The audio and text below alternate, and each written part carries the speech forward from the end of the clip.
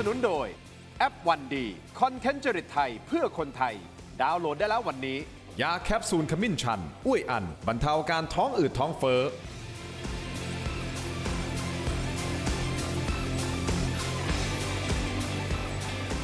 สวัสดีครับตอนรับทุกท่านเข้าสู่รายการถกไม่เถียงครับคุณผู้ชมครับประเด็นที่ผมจะถกวันนี้เป็นคดีใหญ่ระดับประเทศนะครับคุณผู้ชมครับ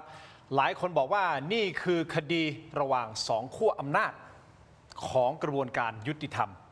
ฝ่ายหนึ่งคือต้นน้ำแห่งความยุติธรรมก็คือฝ่ายของตำรวจอีกฝ่ายหนึ่งคือผู้พิพากษาก็คือปลายน้ำของความยุติธรรมคุณผู้ชมครับในประเทศนี้เคสที่ผมกำลังพูดถึงอยู่นะครับก็คือคดีฆาตกรรมสะเทือนขวัญที่เกิดขึ้นอยู่ในสนามกอล์ฟแห่งหนึ่งนะครับการเสียชีวิตของลูกของผบตรครับท่านพลตำรวจเอกอนันต์เมธานีไพศาลครับและผู้ที่ตกเป็นผู้ต้องหาที่ถูกจับกุมและถูกกล่าวหาว่าเป็นบุคคลที่สังหาร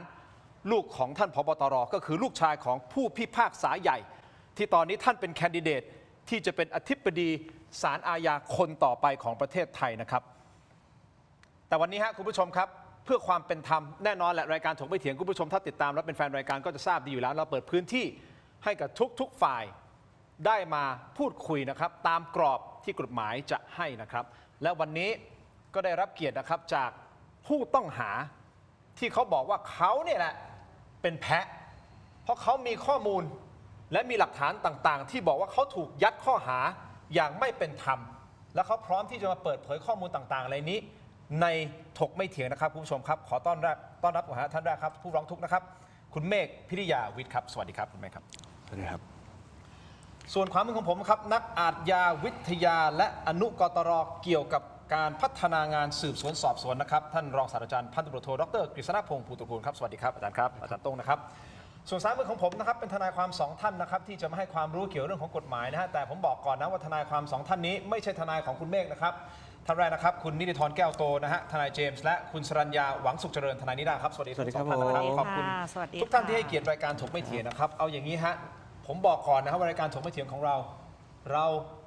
ไม่มีเจตนาและไม่ต้องการเป็นเครื่องมือใครในการที่จะมาฟอกขาวนะครับการที่คุณเมฆตัดสินใจมาในรายการถกไม่เถียงมันคือสิทธิ์ของคุณเมฆถูกต้องไหมฮะเขาสามารถที่จะทำได้เพราะตอนนี้เขายังถือเป็นผู้บริสุทธิ์อยู่นะฮะครับผู้บริสุทธิ์เพราะว่าศาลยังไม่ได้ตัดสินถึงที่สุดถูกต้องไหมครับเพราะฉะนั้นต้องทำความเข้าใจคุณผู้ชมตรงนี้ก่อนนะฮะว่านี่คือผู้บริสุทธิ์เขามีสิทธิ์ที่จะมาออกรายการถามกันตรงๆก่อนคุณเมฆทำไมถึงตัดสินใจมาออกรายการถกไม่เถียงวันนี้ครับผมคิดว่ามันเป็นเรื่องจำเป็นครับคือกับสิ่งที่ผมเจอมาเนี่ยผมคิดว่าการใช้สื่อเพื่อพูดเรื่องนี้ให้ดังขึ้นเนี่ยเป็นเรื่องจำเป็นตอนนี้ครับอ้าวแสดงว่าคุณกำลังยอมรับว่าจะใช้สื่อเป็นเครื่องมือในการที่จะพูดในสิ่งที่คุณอยากพูดเหรอฮะอันนี้อยู่ที่คำเรียกแล้วกันนะครับผมใช้คำว่ายืนยันความจริงแล้วกันส่วนใครจะเรียกว่าฟอกข่าวเนี่ยผมช่วยอะไรไม่ได้ยืนยันความจริงจากมุมของคุณมุมเดียวนี่ถูกต้องครับอ้าวทนายเวลาเขาพูดอย่างนี้ยืนยันความจริงคือเขากำลังจะสื่อเหรอฮะว่าสิ่งที่เขาพูดคือความจริงเท่านั้นมันเป็นสิทธิ์ของเขาครับในมุมของเขาไง อ่า แต่ส่วนอื่นน่ะมุมอื่นน่ะเขาอาจจะมีพยานหลักฐานที่มาแย้งกับสิ่งที่คุณเมฆทำอยู่ก็ได้แต่ผมคิดว่าคือการที่ผมกล้ามาออกตรงนี้ครับผมว่าผมก็ประเมินความเสี่ยงกับการมาออกสู่สาธารณะแล้วนะครับผมว่านี่ก็น่าจะยืนยันได้กึ่งหนึ่งแล้วว่าผมมั่นใจในชุดความจริงของผมคุณเมฆเองก็เป็นทนายความเหมือนกันถูกต้องครับเพราะฉะนั้นมุมของเหลี่ยมของทนายก็ต้องมีบ้างใช่ไหมทนายนิดาถ้ามองจริงๆแล้วก็มันก็มีได้กันทุกคนคือทนายมีทั้งที่ทำงานแบบตรงๆคิดแบบตรงไปตรงมาก็มีหรือคิดแบบนอกกรอบแบบชั้นเชิงก็มีทีนี้เนี่ยค่ะคือเมื่อกี้เนี้ยค้านนิดนึงที่คุณเมฆบอกว่าการที่มานั่งออกรายการก็เป็นการยืนยันความบริสุทธิ์ส่วนหนึ่งแล้วจริงๆมันไม่ใช่เพราะว่าในสังคมยุคปัจจุบันก็ต้องบอกว่าคนทำผิดมาใช้สื่อมาอาศัยโซเชียลในการฟอกข่าวให้ตัวเองมันก็มีดังนั้นก็เดี๋ยวคงอาจจะต้องค่อยๆซักข้อเท็จจริงกันไปเอาแบบแฟร์ๆเนาะเดี๋ยวอาจารย์โต้งนะฮะอาจารย์โต้งคอยสังเกตแล้วเดี๋ยวผมจะถามอาจารย์โต้งแบบซัดเต็มจัดเต็มจริงๆนะฮะในมุมของนักอาชญาวิทยานะครับเอาอย่างนี้คุณเมฆย้อนกลับไปก่อนนะผู้ที่เสียชีวิตเนี่ยลูกชายของท่านผบตรคนนี้ครับคุณรู้จักกับเขามาก่อนใช่ไหมใช้คำว่ารู้จักได้ครับเป็นรุ่นพี่รุ่นน้องที่เรียนนิติมาด้วยกันครับแต่ว่าพอเริ่มทำงานจริงๆก็แยกสายงานกันครับสนิทกันไหมผมไม่ใช้คำนั้นนะครับใช้คำว่ารู้จักกันเฉยๆครับไม่ได้สนิทกันหรอครับผมอ๋อโอเคแต่ผมขอไปที่คืนวันเกิดเหตุเลยนะฮะครับ นี่คุณเพิ่งประกันตัวออกมา ใช่ครับ สดๆร้อนๆเลยนะฮะ ใช่ครับ แล้วคืนวันเกิดเหตุถ้าคุณไม่สนิทขนาดนั้นทำไมคุณขับรถจากกรุงเทพมหานครไปหาเขาที่จังหวัดอะไรนะ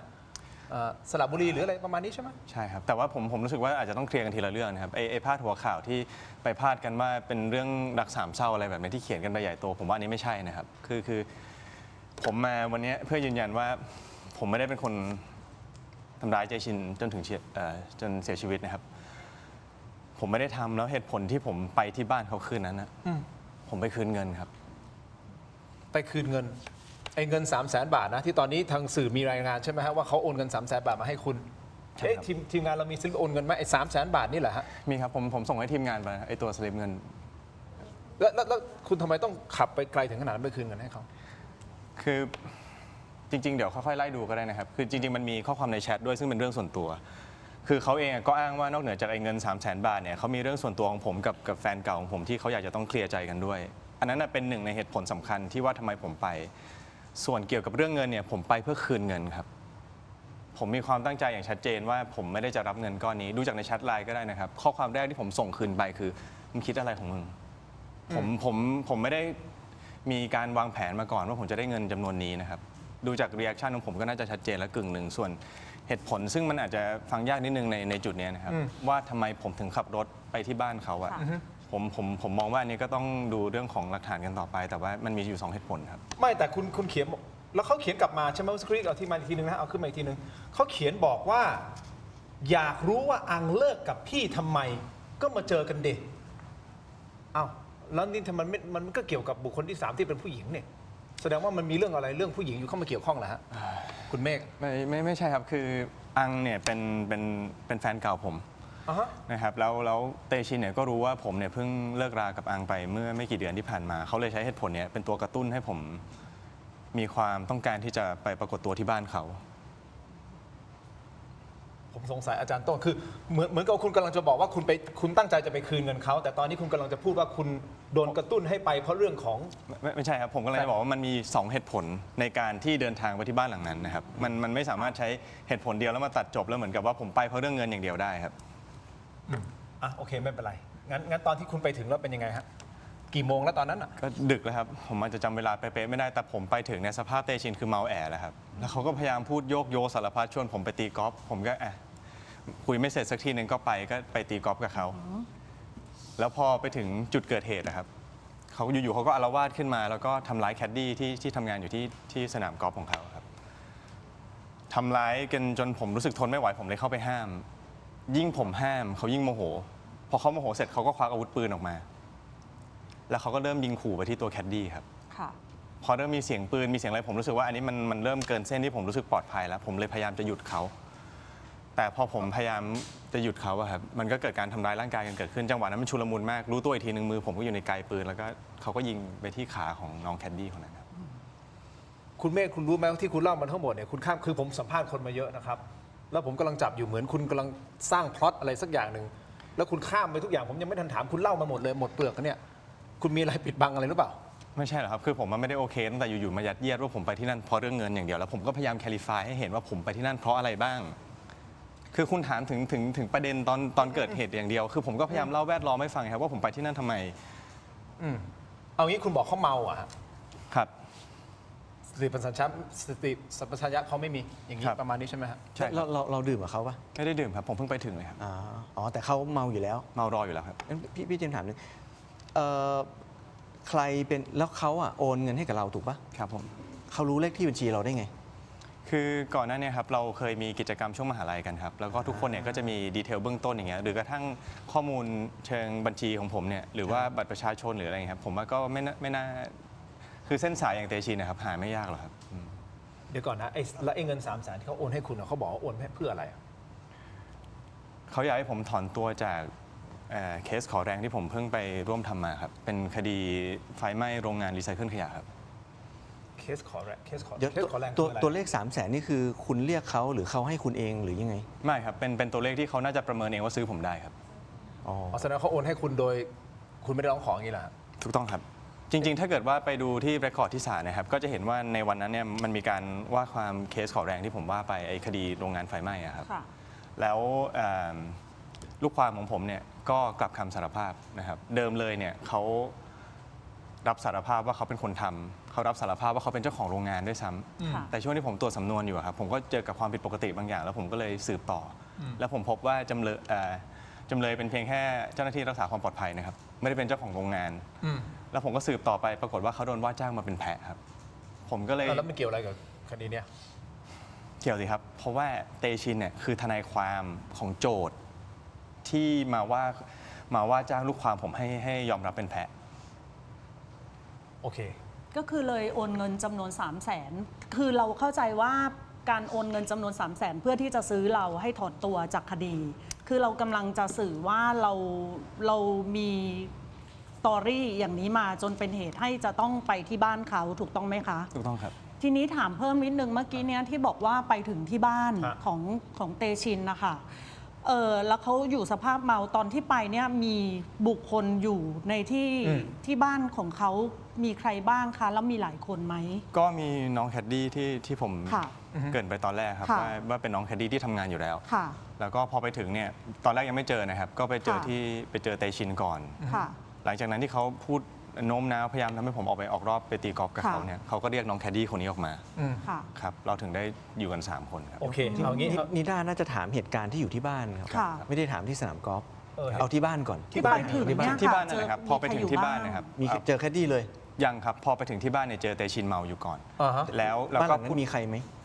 ไม่เจอใครนะครับ แต่ใน living room เนี่ยมีแต่เตชิน อ๋อ แล้วก็พอพูดคุยกันสักพักหนึ่งเขาพยายามโน้มน้าวให้ผมออกไปตีกอล์ฟ ครับ เมื่อผมตกลงเนี่ยเขาก็เลยเรียกน้องแคดดี้เข้ามาที่ living room ก่อนเดินจาก living room เนี่ยออกไปที่สนามกอล์ฟ ค่ะ โอเค โอเค เอาตรงนี้ก่อนนะ อย่าเพิ่งไปเรื่องของตีกอล์ฟผมกำลังสงสัยอยู่ ค่ะ นิดนึงไอ้เคส เดี๋ยวคุณพูดถึงอะไรนะ เคสขอแรง เคสขอแรงคือเคสขยะอะไรโรงงานขยะ โรงงาน รีไซเคิล ครับผม ไฟไหม้ถูกต้องไหมฮะ ครับผม ทนายขอความรู้นิดนึงครับก่อนที่จะไปอาจารย์โต้งช่วยวิเคราะห์ในช่วงต้นนี้นะไอ้เคสขอแรงมันคืออะไรครับ เคสขอแรง ขอแรงคืออะไร เคสขอแรงก็คืออย่างนี้ยครับโดยปกติแล้วเนี่ยในคดีอาญานะครับ ในเบื้องแรกเลยถ้าเป็นคดีอาญา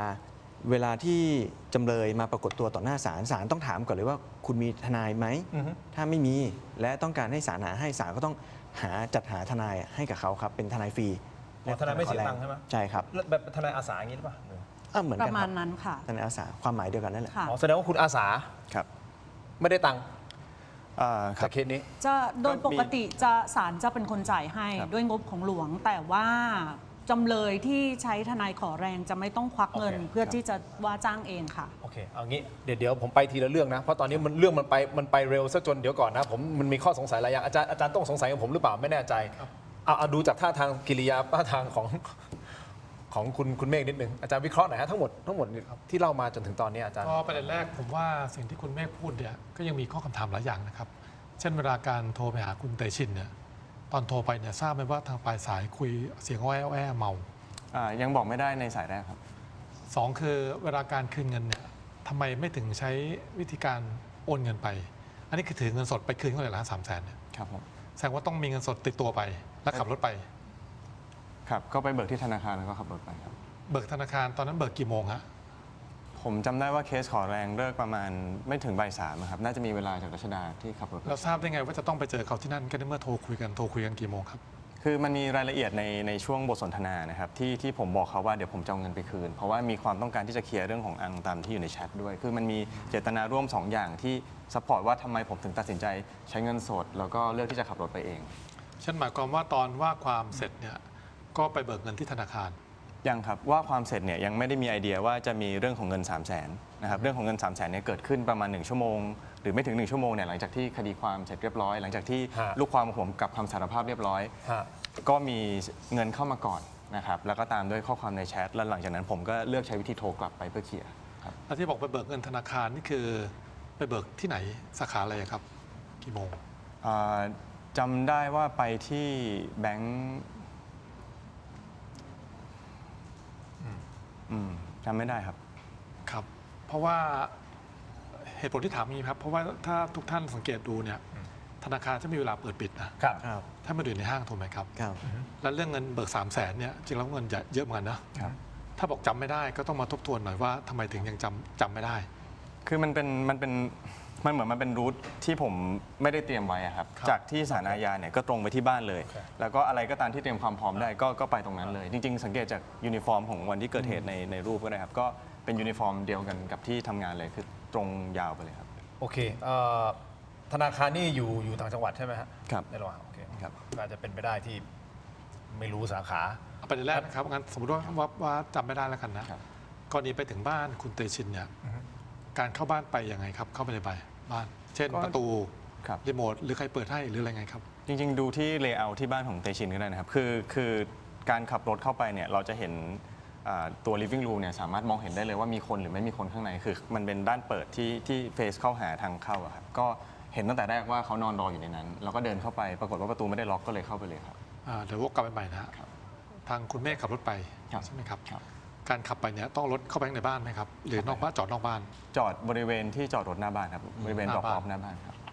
แล้วคนกดเปิดประตูให้คือใครครับหรือเป็นประตูแบบต้องใช้มือเปิดหรือยังไงครับหรือเป็นรีโมท เข้าใจว่าวันนั้นเปิดไว้อยู่แล้วนะครับ เปิดไว้อยู่แล้ว ผมคิดว่าเตชินเองก็ไม่ได้มีอาการที่จะปฏิเสธการไปถึงของผมเลยคิดว่าเขาก็คงเตรียมรปภเปิดไว้ ประมาณนึงอาจารย์ต้องจะวิเคราะห์อะไรตรงนี้ไหมหรือว่าจะเก็บข้อมูลไปก่อนเดี๋ยวผมเพราะผมต้องพักแป๊บหนึ่ง อ๋อได้ครับ เดี๋ยวกลับมาเดี๋ยวผมจะขยี้ต่อเลยว่าตกลงเนี่ยไอ้สุดท้ายเนี่ยที่คุณบอกว่ามีการชักปืนออกมาใช่ไหมแล้วเอานิ้วคุณเข้าไปในไกลปืนเหรอ ครับ แล้วยิง ครับ ยิงไปที่ใคร ยิงไปที่ขาของแคดดี้ครับ โดนขา โดนขาครับ โอเคงั้นคุณผู้ชมผมขออนุญาตพักสักครู่สั้นๆนิดเดียวนะฮะแล้วที่คุณกำลังจะบอกว่าคุณไม่ได้เป็นคนทำ ครับ ไม่ได้เป็นคนฆ่าทุนเตชินถูกต้องไหมฮะ ครับ แล้วใครเป็นคนฆ่าเดี๋ยวพักสักครู่นะครับช่วงหน้ากลับมาติดตามตรงประเด็นครับ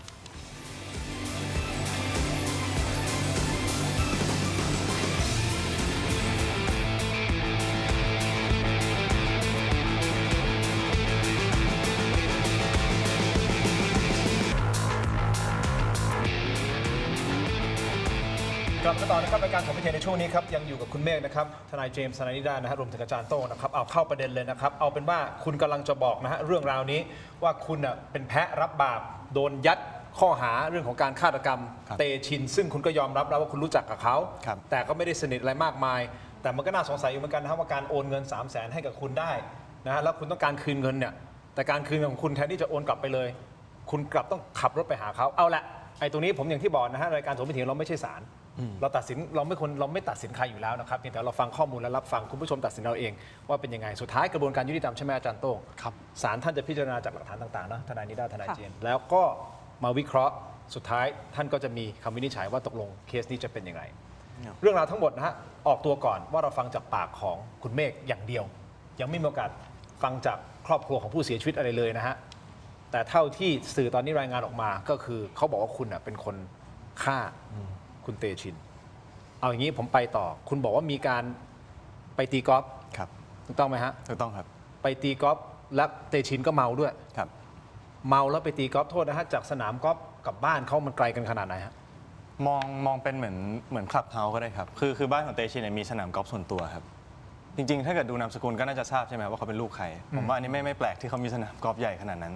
แล้วถ้าจะเสริมอีกเรื่องเนี่ยลองดูดีๆนะครับว่าไอโรงงานขยะที่มีประเด็นตั้งต้นเนี่ยเส้นเงินมันมายังไง อันนี้มัน โอเค ไม่น่าจะเกี่ยวกันนะคะประเด็นนี้แต่เพราะว่าตอนเนี้ยเรากำลังคุยกันเรื่องประเด็นว่าน้องเมฆใช่ฆาตกรที่ถูกกล่าวหาอันนี้หรือเปล่า ดังนั้นนะอยากอยู่ในพาร์ทตรงนี้ก่อนนะคะ เพราะว่าการที่น้องยกประเด็นเรื่องว่าเส้นเงินเกี่ยวกับโรงงานขยะมา เพื่อที่จะมาฟอกความบริสุทธิ์ให้ตัวเองอะค่ะว่าตัวเองจะใช่ผู้ฆ่าหรือไม่ฆ่า อันเนี้ยมันจะเป็นคนละประเด็นกันละ ทนายนิด้ากำลังจะบอกว่ามันคนละเคสกันอย่าเอามาปนกัน เราเอาเคสตรงนี้ ค่ะ เพียวๆก่อน สมมุติว่าต่อให้โรงงานที่ว่าเนี่ยมันเกิดการทุจริตกันก็จริง แต่ว่ามันก็ไม่ได้เกี่ยวกับว่าน้องเมฆจะใช่ผู้บริสุทธิ์หรือไม่ โอเค ค่ะ เข้าใจตรงประเด็นเอาอย่างนี้แล้วกัน คุณอ้างว่าพอไปตีกอล์ฟผมทวนนะ ที่คุณพูดเองนะ ครับ ไปสนามกอล์ฟตีกอล์ฟแล้วก็เกิดอารมณ์ฉุนเฉียวตบตีแคดดี้เหรอฮะ ใช่ครับ เขาตบตีแคดดี้ด้วยเหตุอะไรฮะ คือระหว่างทางครับมันมีการลากถุงกอล์ฟยกถุงกอล์ฟ อ่าฮะ แล้วเขาก็มักจะใช้เหตุผลในการที่แคดดี้เนี่ยแฮนด์ลถุงกอล์ฟได้ไม่ดีในการเริ่มทำลาย ยกตัวอย่างเช่นทำไมลากแล้วก็ตบตีทำไมเอามายกเหล็กมาช้าทำไมเอาหัวไม้มาช้า รายละเอียดระหว่างทางอะครับ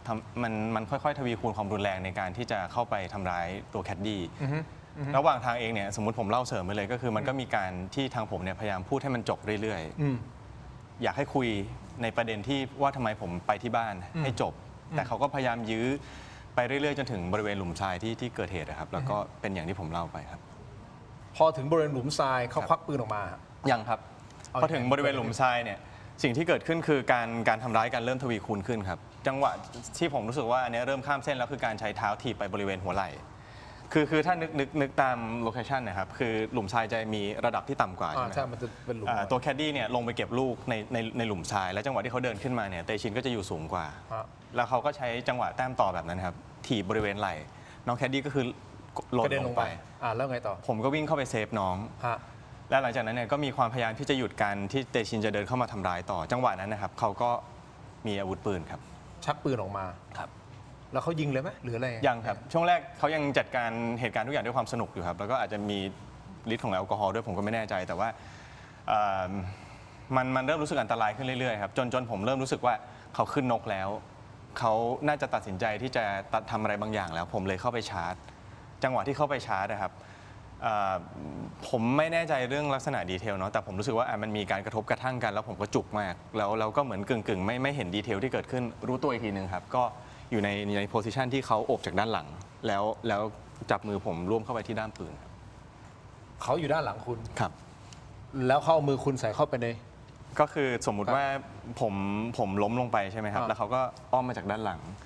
มือซ้ายจับอย่างนี้ แล้วก็มือปืนอยู่ที่เขา อ่าฮะ แล้วก็ไม่ครับคือจริงๆ เอา ผม มือคุณไปประกบเงี้ยเหรอ ใช่ครับ โดยที่ตัวเขาเองก็พูดจากปากเขาเอง ค่ะ หลังจากตอนนั้นนะครับว่าเขาต้องการใช้รอยนิ้วมือของผมที่ตกค้างอยู่บนปืนเนี่ยเพื่อบีบให้ผมถอนตัวจากคดีไฟไหม้อันนี้เป็นเหตุผลที่ต้องบอกพี่นิด้าว่าทำไมผมถึงยกเรื่องโรงงานไฟไหม้ขึ้นมา ค่ะ เพราะว่าผมเชื่อว่ามันสัมพันธ์กัน มันมีไดอะล็อกโดยตรงจากเตชินว่ามันสัมพันธ์กัน แล้วผมรู้สึกว่าถ้าเกิดลากเส้นเรื่องดีๆอะครับมันจะ make sense ตั้งแต่เงิน 3 0 0 0 0 0ทำไมผมปฏิเสธ ที่ผมพยายามโยนอินโฟเมชันว่าโรงงานขยะจริงๆคืออะไรเพราะนั่นคือจุดตั้งต้นจริงๆครับไม่มีใครร้อนจากเรื่องแค่นี้หรอกครับมันต้องมีอะไรสักอย่างครับ ค่ะ อ่ะอย่างที่ทนายนิด้าบอกนะอันนี้มันกลายเป็นว่าเอาอีกเรื่องหนึ่งมา ค่ะ พยายามที่จะเอาอีกเรื่องหนึ่งมาผูก ค่ะ เพื่อที่จะให้เรื่องนี้มันมีน้ำหนักว่าเฮ้ย ค่ะ นี่แหละเพราะมันมีเหตุจูงใจตรงนี้ ผมถึงโดนเฟรมโดนให้เป็นแพะ ซึ่งมันต้องแยกจากกันหรือเปล่าทนายเจมส์ทนายนิด้าผมไม่แน่ใจ มันเอามาใช้เป็นเหตุผลได้เหรอ อันนี้ ใน อ ด้าน อยากถามเพิ่มนิดนึงว่าตอนที่น้องเขาบอกว่าเตชินเมาใช่ไหมคะ อยู่ใกล้ๆกันเนี่ยได้กลิ่นเหล้าเลยไหมคะ ได้กลิ่นออกมาเลยไหมคะ ยังไม่ได้กลิ่นตั้งแต่แรกครับ คือจังหวะที่เดินเข้าไปเนี่ยระยะค่อนข้างห่าง ค่ะ แต่ว่าดูจากแวดล้อมรอบๆเขาดูจาก ค่ะ เศษของขวดเบียร์ที่อยู่บนโต๊ะ ดูจาก ค่ะ อาการวิธีการที่เขานอน แล้วก็ค่อนข้างเหมือนเลดแบ็กนิดนึงอะไรครับ ก็ อ่าฮะ ประเมินได้เบื้องต้นว่าน่าจะเมา ค่ะ พอขยับเข้ามาใกล้เริ่มมีการตีกอล์ฟกันเดินไปเรื่อยๆ ค่ะ นะครับ ระหว่างทางจะไปถึงหลุมทรายเนี่ยตีมากกว่า1ครั้งนะครับ ค่ะ ก็เริ่มมีบางจังหวะที่ใกล้ชิดกัน จังหวะเหล่านั้นนะครับสังเกตได้ว่ามีกลิ่นของแอลกอฮอล์ แต่ว่าเขายังเดินขอโทษค่ะ ไม่ พี่ เป็นไร เขายังเดินทรงตัวได้อยู่ใช่ไหมคะ ก็ยัง เดินทรงตัวได้อย่างคนปกติใช่ไหมคะ อาจจะไม่100%ครับแต่ผมว่าอยู่ในมาตรฐานที่ไม่ได้เซหรืออะไร ค่ะ คุณเมฆสูงเท่าไหร่ ประมาณ175ครับ แล้วคุณเตชินใช่ไหมสูง น่าจะไล่ๆกันครับ น่าจะไล่ๆกัน แล้วตอนที่บอกว่าเขาทำร้ายแคดดี้เนี่ย ตอนนั้นเราได้ช่วยไหมคะ นอกจากที่พยายามพูดให้เขาใจเย็นลง ก็อยู่ที่ว่าพิกัพที่เรื่องไหนครับ ถ้าเกิดว่าเริ่มที่การพูดจาไม่ดีตั้งแต่แรกเนี่ย ค่ะ ผมก็มีการตอบโต้ด้วยคำพูด ค่ะ เนาะบอกว่าหยุดเถอะหรืออะไรอย่างเงี้ยครับหลังจากนั้นเนี่ยมันก็เป็นการรีแอคตามระดับความรุนแรงนะครับ ค่ะ เริ่มมีการถึงเนื้อถึงตัวเราก็เริ่มอะไรอย่างเงี้ยครับ โอเค ค่ะ เอางี้ผมขอเนี่ยไปต่อนิดนึงนะฮะพอเขาเอามือคุณใส่เข้าไปในปืน ครับ แล้วเกิดอะไรขึ้นต่อ หลังจากนั้นเขาก็ยิงครับ ยิงไปที่ ยิงไปที่ อันนี้เป็นจุดที่ผมไม่มีสติ100%ว่ายิงไปโดนบริเวณไหนของน้องแคดดี้ แต่เล็งไปแถวแคดดี้ แต่เล็งไปที่ตรงนั้นแล้วน้องล้มลง อันนั้นคือภาพที่ผมเมคชัวร์ได้ว่าเกิดขึ้น ป้างน้องล้มลง หลังจากนั้นเนี่ยเขาผละตัวจากผมขึ้นมาใช่ไหมครับ แล้วก็พูดไดอะล็อกเมื่อสักครู่ที่ผมบอกว่าเขาต้องการที่จะใช้รอยนิ้วมือผมเพื่อประโยชน์บางอย่าง อ่า ค่ะ ยังไม่จบประโยคดีครับ ฮะ น้องแคดดี้ใช้ไม้กอล์ฟฟาดไปที่คุณเตชินทำร้ายจนเขาเสียชีวิตครับ เพราะฉะนั้นคุณกำลังจะบอกว่าแคดดี้คนนี้แหละ เป็นคนฆ่าคุณเตชินเหรอ ครับ ด้วยไม้กอล์ฟเหรอครับ ครับ ถ้าผมจะสู้ว่าผู้ก่อเหตุคือบุคคลที่ 3 ครับ เป็นแคดดี้คนที่ทำงานให้กับเตชินครับ ค่ะ แต่ตอนนี้เท่าที่เราติดตามข่าวที่รายงานออกมานี่คือไม่มีบุคคลที่ 3 อยู่ตอนนั้นเลยนะ หลังจากเกิดเหตุเนี่ยน้องแคดดี้คนนั้นหนีไปครับพร้อมกับอาวุธปืนที่ผมพูดถึง แล้วตกลงเขาโดนยิงไหมฮะ โดนครับ แต่ว่ายังอยู่ใน แต่นั้นเขาก็ต้องบาดเจ็บถูกต้องไหม บาดเจ็บครับ อ๋อ จริงๆ จากที่คุณเตชินเล่าสงสัยนิดนึงในช่วงขณะที่มีการยิงอะนะคะสรุปว่าใครเป็นคนลั่นไก่ เราหรือว่าเตชิน โดยเจตนาไม่ใช่ของผมแน่นอนครับ แต่ถ้าเกิดว่ามองจากมุมที่เหลืออะไรตกค้างบนปืนบ้างผมคิดว่ามันก็จะเป็นมุมแย้งที่ผมพูดอะไรไม่ได้ครับ อย่างนี้คือในถ้าสมมุติว่าในเมื่อมานั่งตรงนี้แล้วถ้าจะให้ตอบคำถามกับสังคมได้บางทีก็อาจจะต้องให้ข้อเท็จจริงที่มันชัดเจนขึ้นคำถามของพี่ตอนนี้คือแค่อยากรู้ว่าคือเขาถูกกล่าวหาว่าฆาตกรรม ถูกครับ ดังนั้นคีย์หลักก็คือใครเป็นคนฆาตกรรม ใครเป็นคนเหนี่ยวไกตอนนี้สิ่งที่เขาเล่ามามันยังไม่เคลียร์ ทนายนิด้าไอเหนี่ยวไกลเนี่ย ค่ะ มันคือยิงเขาอ้างนะตามเขาอ้างนะ ค่ะ ใช่ไหมทนายอา ค่ะ จารย์ตรงทนายเจมส์ ค่ะ เขาอ้างว่ายิงไปที่แคดดี้ ใช่ แต่คนที่ แต่ใคร ตายไม่ใช่ ยิง แคดดี้นะคนที่ตายคือเตชิน ใช่แต่ว่าเมื่อกี้เนี่ยเขาเล่าแล้วว่าที่เตชินเสียชีวิตเนี่ยเพราะว่าไม้กอล์ฟแต่ว่าณตอนเนี้ยคือที่เขากำลังจะถามถึงที่มาก่อนว่าเหตุมันต้องไล่ตั้งแต่เหตุที่มีการยิง โอเค แล้วเขาเล่าว่าต่อมาพอมีการยิงแคดดี้ถึงได้มาตีถูกต้องไหมคะ ถูกฮะ ดังนั้นก็จึงต้องไล่ความสมเหตุสมผลในตรงเนี้ยว่ามันสมเหตุสมผลพอที่มันจะมาสู่การที่แคดดี้จะมาทำร้ายหรือเปล่า อ่ะทนายเจมส์เสริมหน่อย ค่ะ เดี๋ยวผมจะไปอาจารย์ตรงปิดท้ายตรงนี้ ณวันนี้นะครับคนหนึ่งเนี่ยที่คุณอ้างว่าเป็นประจักษ์พยานที่อยู่ในนั้นน่ะมีตัวตนจริงหรือเปล่าแคดดี้คนเนี้ยนะฮะอันที่ ค่ะ หนึ่งอันที่สองครับอาวุธปืนมีอยู่ไหม อืม การที่เขาเอาอาวุธปืนไปแต่ปืนชนิดเนี้ยเป็นปืนชนิดไหน สลัดปลอกทิ้งหรือเปล่า ครับ ถ้าสลัดปลอกทิ้งปลอกกระสุนปืนอยู่ที่เกิดเหตุแน่นอนครับ ครับ อันที่สองนะฮะอันที่สามครับคุณอ้างว่าถูกเตชินจับมือยิงถูกไหมครับ ทั้งสองคนจะมีเขม่าวดินปืนที่มือครับ ครับ อันเนี้ยเป็นหลักนิติวิทยาศาสตร์ที่ต้องไปหากัน โอเคอาจารย์ต้องถามนิดนึงฮะแบบง่ายๆเลยฮะการที่โทษนะด้วยความเคารพการที่ผู้ชายสองคนเอาแหละคนหนึงอาจจะมึนเมาอีกคนหนึงมีสติดี จับมือคนที่มีสติดียัดเข้าไปในปืน แล้วก็จับเขาเหนี่ยวไกลอย่างที่คุณเมฆอ้างเนี่ยมันเป็นไปได้มากน้อยแค่ไหนอาจารย์ ฟังดูแล้วเหมือนละครนะ อุ้ย ฟังเหมือนละครอ่ะ ฟังเหมือนละคร เหตุผลเพราะอะไรครับ เพราะหนึ่งคนเมาเนี่ยย่อมสติดีไม่เท่ากับคนไม่เมาถูกไหมครับ ถูกต้องค่ะ สองคือเวลาการจะไปจับมือคนหนึ่งเนี่ยโดยเฉพาะคนเมาจะไปใช้กำลังไปบังคับให้คนไม่เมามาประกบแล้วยิงใส่เพื่อให้ปรากฏเขม่าวดินปืนที่ตัวของคนยิงรวมทั้งลายนิ้วมือแฝงที่ด้ามปืนเนี่ยก็เป็นเรื่องที่ถูกตั้งคำถามอยู่ว่าเป็นไปได้ยังไง แล้วทำไมเราถึงยอม ยกเว้นสมัครใจยิงพร้อมกันไปจับมือประการที่ 3 คือเวลาประจักษ์พยานเกิดเหตุ เราสามารถจะติดต่อได้ไหมที่จะให้มาเป็นพยานให้กับเราด้วยนะครับอันที่ 4สำคัญมากๆคือแล้วทำไมถึงสู้แรงกันไม่ได้ คุณเมฆสูงเท่าไหร่โทษนะครับ 175ครับ ความสูงพอๆกันเลย175 แต่คุณเมฆ ค่ะ เขาไม่ได้กินเหล้าไงอาจารย์ ครับ ผมมองประเด็นนี้นะ ประเด็นเลยคือเตชินเมา ครับ แล้วคือเมื่อกี้สิ่งที่น้องเมฆเล่าเลยก็คือบอกว่าเตชินอ้อมมาจากด้านหลังแล้วเขาถ้าจะพูดเนี่ยก็คือเหมือนกับว่าถูกบังคับให้ยิงเข้าไป ดังนั้นเนี่ยคำถามคือได้มีการสู้หรือขัดขืนหรือเปล่าค่ะ ก็ ซึ่ง จ เรา ริงๆ ถ้าไล่ตามลำดับที่ผมเล่ามานะครับ ก็คือ ค่ะ ในการเริ่มเข้าไปคอนแทคเตชินครั้งแรกเนี่ยก็ไม่ได้อยู่ในระดับที่มีการทำร้ายถึงขั้นว่ามาบังคับมาที่ปืนเลยนะ ค่ะ มีการทำร้ายกันเบื้องต้นก่อน ค่ะ แล้วหลังจากนั้นเนี่ยมันก็ไต่ระดับความรุนแรงที่นี้ ค่ะ อาจจะตอบคำถามของอาจารย์นิดนึงว่า จริงๆผมเชื่อว่าเจตนาของเขาอะไม่ใช่ว่ายิงไปไหน เขาแค่ต้องการรอยนิ้วมือของผมอยู่บนอาวุธปืน ซึ่งก็เป็นเจตนาที่เขาพูดเองกับผมนะวันนั้นนะครับซึ่งเหตุผลที่ผมเชื่อว่าเขาเชื่ออย่างเงี้ยเพราะว่าก่อนหน้าการหรือการเมนชั่นถึงแคดดี้ระหว่างทางเนี่ยก็มีแต่ไอเดียอย่างเงี้ยครับมีการพูดกระแทกกระทันว่าถ้าคนนี้หายไปก็ไม่เป็นไรหรอกมั้งหรืออะไรเงี้ยครับ เอาอย่างนี้นะฮะมาฟังถึงตรงนี้คุณผู้ชมครับต้องแยกกันก่อนนะฮะไอ้ที่ยิงปืนเนี่ยมันไม่ได้เป็นเรื่องของการฆาตกรรมของคุณเตชิน ค่ะ นะสุดท้ายคุณเตชินบอกว่าโดนไม้กอล์ฟอย่างนี้นะฮะทีมงานของผมเนี่ยก็ไปเอาไม้กอล์ฟคาดการณ์ว่าลักษณะอาจจะใกล้เคียงกัน ครับ ประมาณนี้หรือเปล่าฮะ ใกล้เคียงครับ เอาอย่างนี้ตามรายงานข่าวบอกว่าในที่เกิดเหตุไม่มีปืนนะครับ และในที่เกิดเหตุไม่มีบุคคลที่ 3 และในที่เกิดเหตุมีอาวุธก็คือไม้กอล์ฟที่มีลายนิ้วมือของคุณ และไม่มีลายนิ้วมือของบุคคลที่ 3 นี่คือตามรายงานข่าว แล้วคุณจะอธิบายยังไง คุณจับไม้กอล์ฟในวันนั้นลักษณะแบบไหน คุณได้จับไหม คือ ผม เอางี้พักสักครู่ครับคุณผู้ชมครับเดี๋ยวช่วงหน้ากลับมาติดตามครับ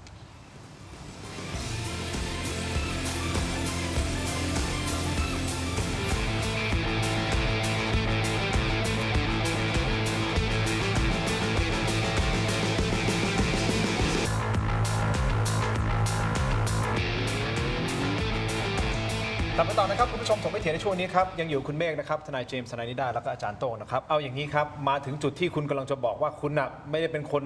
ใช้ไม้กอล์ฟตีคุณเตชินเสียชีวิตถูกต้องไหมฮะแต่เป็นแคดดี้เนื่องจากว่ามีการเอาปืนมาใส่มือคุณแล้วไปยิงไปทางด้านแคดดี้ ครับ และยิงเข้าใจว่าน่าจะยังไม่โดนจุดสำคัญเพราะว่าไม่ได้เสียชีวิต ครับ เลยมีจังหวะที่เอาไม้กอล์ฟแล้วไปฟาดตี ครับผม คุณเตชิน ครับ คุณเห็นเลยใช่ไหมว่าเขาเป็นคนตี เห็นครับเห็นตั้งแต่แรกครับ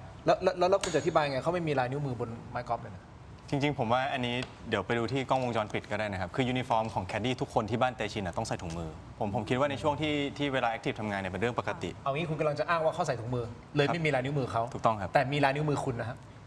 ในกรณีของรอยนิ้วมือผมเนี่ยผมเชียร์ให้ดูที่ทิศทางของลายนิ้วมือนะครับทิศทางของผมอยู่ใน ยังไง ในด้าน คุณจับคุณจับยังไงวันนั้นคุณจับยังไง ผมจับในลักษณะนี้ครับเป็นการจับเพื่อห้าม แสดงว่าเดี๋ยวก่อนนะเขาฟาด ถูกต้องครับ กี่ทียังไงฮะจำได้ไหมฮะ จำไม่ได้ครับ แต่ว่าฟาดจนอยู่ในจุดที่ผมเริ่มรู้สึกว่าเขาเริ่มช้าลงแล้วก็หมดแรงพอผมเริ่มเห็นอาการว่าเขาช้าลงแล้วหมดแรง ผมก็เลยค่อยๆ เข้าไปแล้วจับที่บริเวณนี้เพื่อหยุดการตีอย่างช้าๆนะครับไม่มีรอยนิ้วมือผมบริเวณนี้แน่นอนที่อยู่ในกริปที่นี่ จับยังไงนะฮะ จับอย่างนี้ครับในขณะที่โมชั่นของไมค์กอล์ฟกำลังตีขึ้นผมเบรกเขาอย่างนี้ครับ อาจารย์โต้งดูไปนะฮะนี่เบรกนี้เลยเพราะฉะนั้นมีลายนิ้วมือคุณ ครับ อย่างเดียว ครับ ไม่มีลายนิ้วมือของบุคคลที่สามจับห้ามอย่างนี้เหรอ ครับ กลางไม้ ครับ ครับ โทษนะครับจับแล้วทำไมเขายังตีเขาตีกี่ครั้งอะครับ เขาตีไปก่อนหน้านั้นไม่รู้กี่ครั้งเลยครับ แต่ว่าสภาพของเตชินค่อนข้างแย่ครับผมก็เลยเข้าไปห้ามครับ ผมถามนิดนึงได้ไหมครับ เชิญอาจารย์ จังหวะที่ยิงไปเนี่ยน้องแคดดี้เขาโดนถูกยิงไหม คิดว่าโดนครับเพราะว่าเห็นคราบเลือดครับ อ๋อโอเคอันประเด็นที่หนึ่งนะครับ ประเด็นที่สองฮะทำไมไม่เลือกผลักแคดดี้สูงเท่าไหร่ ไม่ต่างกันมากครับเป็นผู้หญิงที่ค่อนข้างสูงครับน่าจะ170บวกครับ ทำไมประเด็นคำถามผมคือทำไม ครับ ถึงไม่เลือกผลักแคดดี้ในขณะที่เขาบาดเจ็บอยู่ คือผมคิดว่ามาพูดคุยกันตอนนี้เราก็ค่อนข้างผลิตออปชันในการแก้ปัญหาได้เยอะเนาะผมอยู่สถานการณ์ตอนนั้นผมไม่ได้คิดครับผมรีแอคไปในสิ่งที่ผมคิดว่าปลอดภัยสุดถูกสุด ทีนี้ถ้ามานั่งถ่างวินาทีต่อวินาทีมานั่งใส่เหตุผลอย่างเงี้ยผมว่ามันก็คุยไม่จบครับ เดี๋ยวนะครับเดี๋ยวนะน้องอันนี้ผมไม่ได้มีส่วนได้เสียกันในคดี อันนี้เขาเป็นทนายของรายการไม่ได้เกี่ยวกับ ครับเราคุยกันเอางี้เราคุยด้วยเหตุและผลนะครับที่ถามเนี่ยคือผมเองก็มีประสบการณ์ในคดีลักษณะแบบนี้ ครับ ผมก็อาจจะเอาประสบการณ์เนี่ยช่วยคุณได้ ถ้าเผื่อคุณเป็นผู้บริสุทธิ์จริงๆนะครับท้ายที่สุดแล้วพอโดนยิงปุ๊บเนี่ยนะครับเลือดเลือดอะไรต่างๆ มันก็ต้องตกนะครับน้องเขาได้รับบาดเจ็บเขาต้องไปโรงพยาบาลไหมเขาจะเอามีดกรีดเหมือนหนังจีนอย่างนี้เหรอ มีดกรีดหัวกระสินออกมาอย่างนี้เหรอ มันไม่ใช่หนังฝรั่งมัน เข้าใจครับ ไม่ได้ แต่ว่านี่แหละครับเป็นเหตุผลที่ว่าทำไมผมถึงพยายามอธิบายบริบททั้งหมดของเตชินให้ฟังสนามกอล์ฟก็เป็นของเขาครับกระทั่งการเปลี่ยนทรายเปลี่ยนหญ้าไม่กี่ตารางเมตรมันก็ เพราะฉะนั้นสิ่งที่คุณพูดเนี่ยคุณกำลังจะกล่าวหาว่ามีการเซตอัพทุกอย่าง พอเหตุการณ์มันเกิดขึ้นก็คือเคลียร์ทุกอย่างที่จะบ่งบอกว่ามีบุคคลที่ 3 แล้วโยนความผิดให้กับคุณคนเดียวเหรอฮะคุณเมย์นี่คุณกำลังจะบอกสังคมอย่างนี้นะฮะ ผมพูดอย่างนี้แล้วกันครับสิ่งที่ผมยืนยันได้คือเรื่องราวที่ผมเพิ่งเล่าไป ส่วนแนวทางการพลางหรือว่าซ่อนหรือว่าจัดการหลักฐานเนี่ยผมไม่ก้าวล่วงแล้วกันครับ โอเคเอาอย่างนี้โอเคนี่คือเรื่องราวที่คุณจะเล่าประมาณนี้ถูกต้องไหมครับ ก่อนที่จะไปที่อาจารย์โต้งนะฮะทนายเจมส์ทนายนิด้าเอามุมของทนายเลยครับเคสนี้เขาจะสู้ยังไง อันนี้ให้ความเป็นธรรมนะฮะเพราะเขายังถือเป็นผู้บริสุทธิ์อยู่ ครับ จะสู้ยังไงครับในเมื่อลายนิ้วมือก็ไม่มีหลักฐานก็ไม่มีปืนก็ไม่มีเลือดของคนอื่นก็ไม่มี ครับ มีแค่เฉพาะผู้เสียชีวิต ครับถ้าในทางต่อสู้ในทางที่ผมแนะนำก็คือ คุณต้องไปเอาบุคคลที่ 3 ที่คุณอ้างเนี่ยมาให้ได้มาเป็นพยานแล้วเล่าเส้นเรื่องให้เหมือนที่คุณเล่า ครับ แต่ถ้าคุณไม่มีบุคคลนั้นมา น้ำหนักคุณก็น้อยไงประเด็น ครับ นะครับเพราะว่าทุกสิ่งทุกอย่างเนี่ยมัดตัวคุณหมดเลย ครับ นะครับอันที่ 1 อันที่ 2 คุณต้องถ้าเกิดว่าฝั่งของตำรวจเนี่ยนะครับเขามีพยานหลักฐานที่หนักแน่นเพียงพอเขาก็เอาผิดคุณได้ โดยเฉพาะพยานที่เขาเห็นเหตุการณ์เขาเรียกว่าพยานแวดล้อมเหมือนนะที่เห็นเหตุการณ์หลังจากนั้น ครับ ถ้าเขาสามารถเล่าเรื่องได้อย่างต่อเนื่อง ไม่สะดุดไม่มีพิรุษ แสดงมุมของทนายเจมส์คือต้องหาบุคคลที่ 3 ให้เจอคนนั้นมายืนยัน ถูกต้องอันที่ 1 อันที่ 2 คุณต้องหาทนายดีๆนะที่จะต้องไป อะไรนะฮะ ทนายจิตติเขาเข้ามาหา ทนายจิตตรี ใช่ ทนายจิตตินี่ทนายคุณมาอ่ะโทรมาตอนนี้เหรอฮะ ใช่ เขาจะขอโฟนอินนะฮะ ใช่เขาบอกเขามีข้อมูลอยากจะพูด โอเคเอาอย่างนี้ครับคุณผู้ชมเดี๋ยวเวลาทันทีจบลงแล้วสแกน QR Code ตอนนี้เลยครับไปที่ออนไลน์ของเรานะครับ YouTube เทโรดิจิทัลนะ Facebook ถกไม่เถียงเดี๋ยวไปฟังทนายจิตติกันนะครับเดี๋ยวเปิดโอกาสถามเลยผมอยากถามเหมือนกันทนายนะมุมสู้เป็นยังไงอาจารย์ต้องคิดวิเคราะห์ยังไงกับคดีนี้ในมุมนักอาชญาวิทยาทนายนิด้าทนายเจมส์เราจะแนะนำยังไงดีเป็นทนายของรายการฮะไม่เกี่ยวกับทนายของคุณเมฆเดี๋ยวช่วงหน้าในออนไลน์เจอกันทนายจิตตินะครับขอบคุณในทีวีก่อนครับขอบคุณครับขอบคุณครับเจอกันในออนไลน์ถกไม่เถียงครับสวัสดีครับ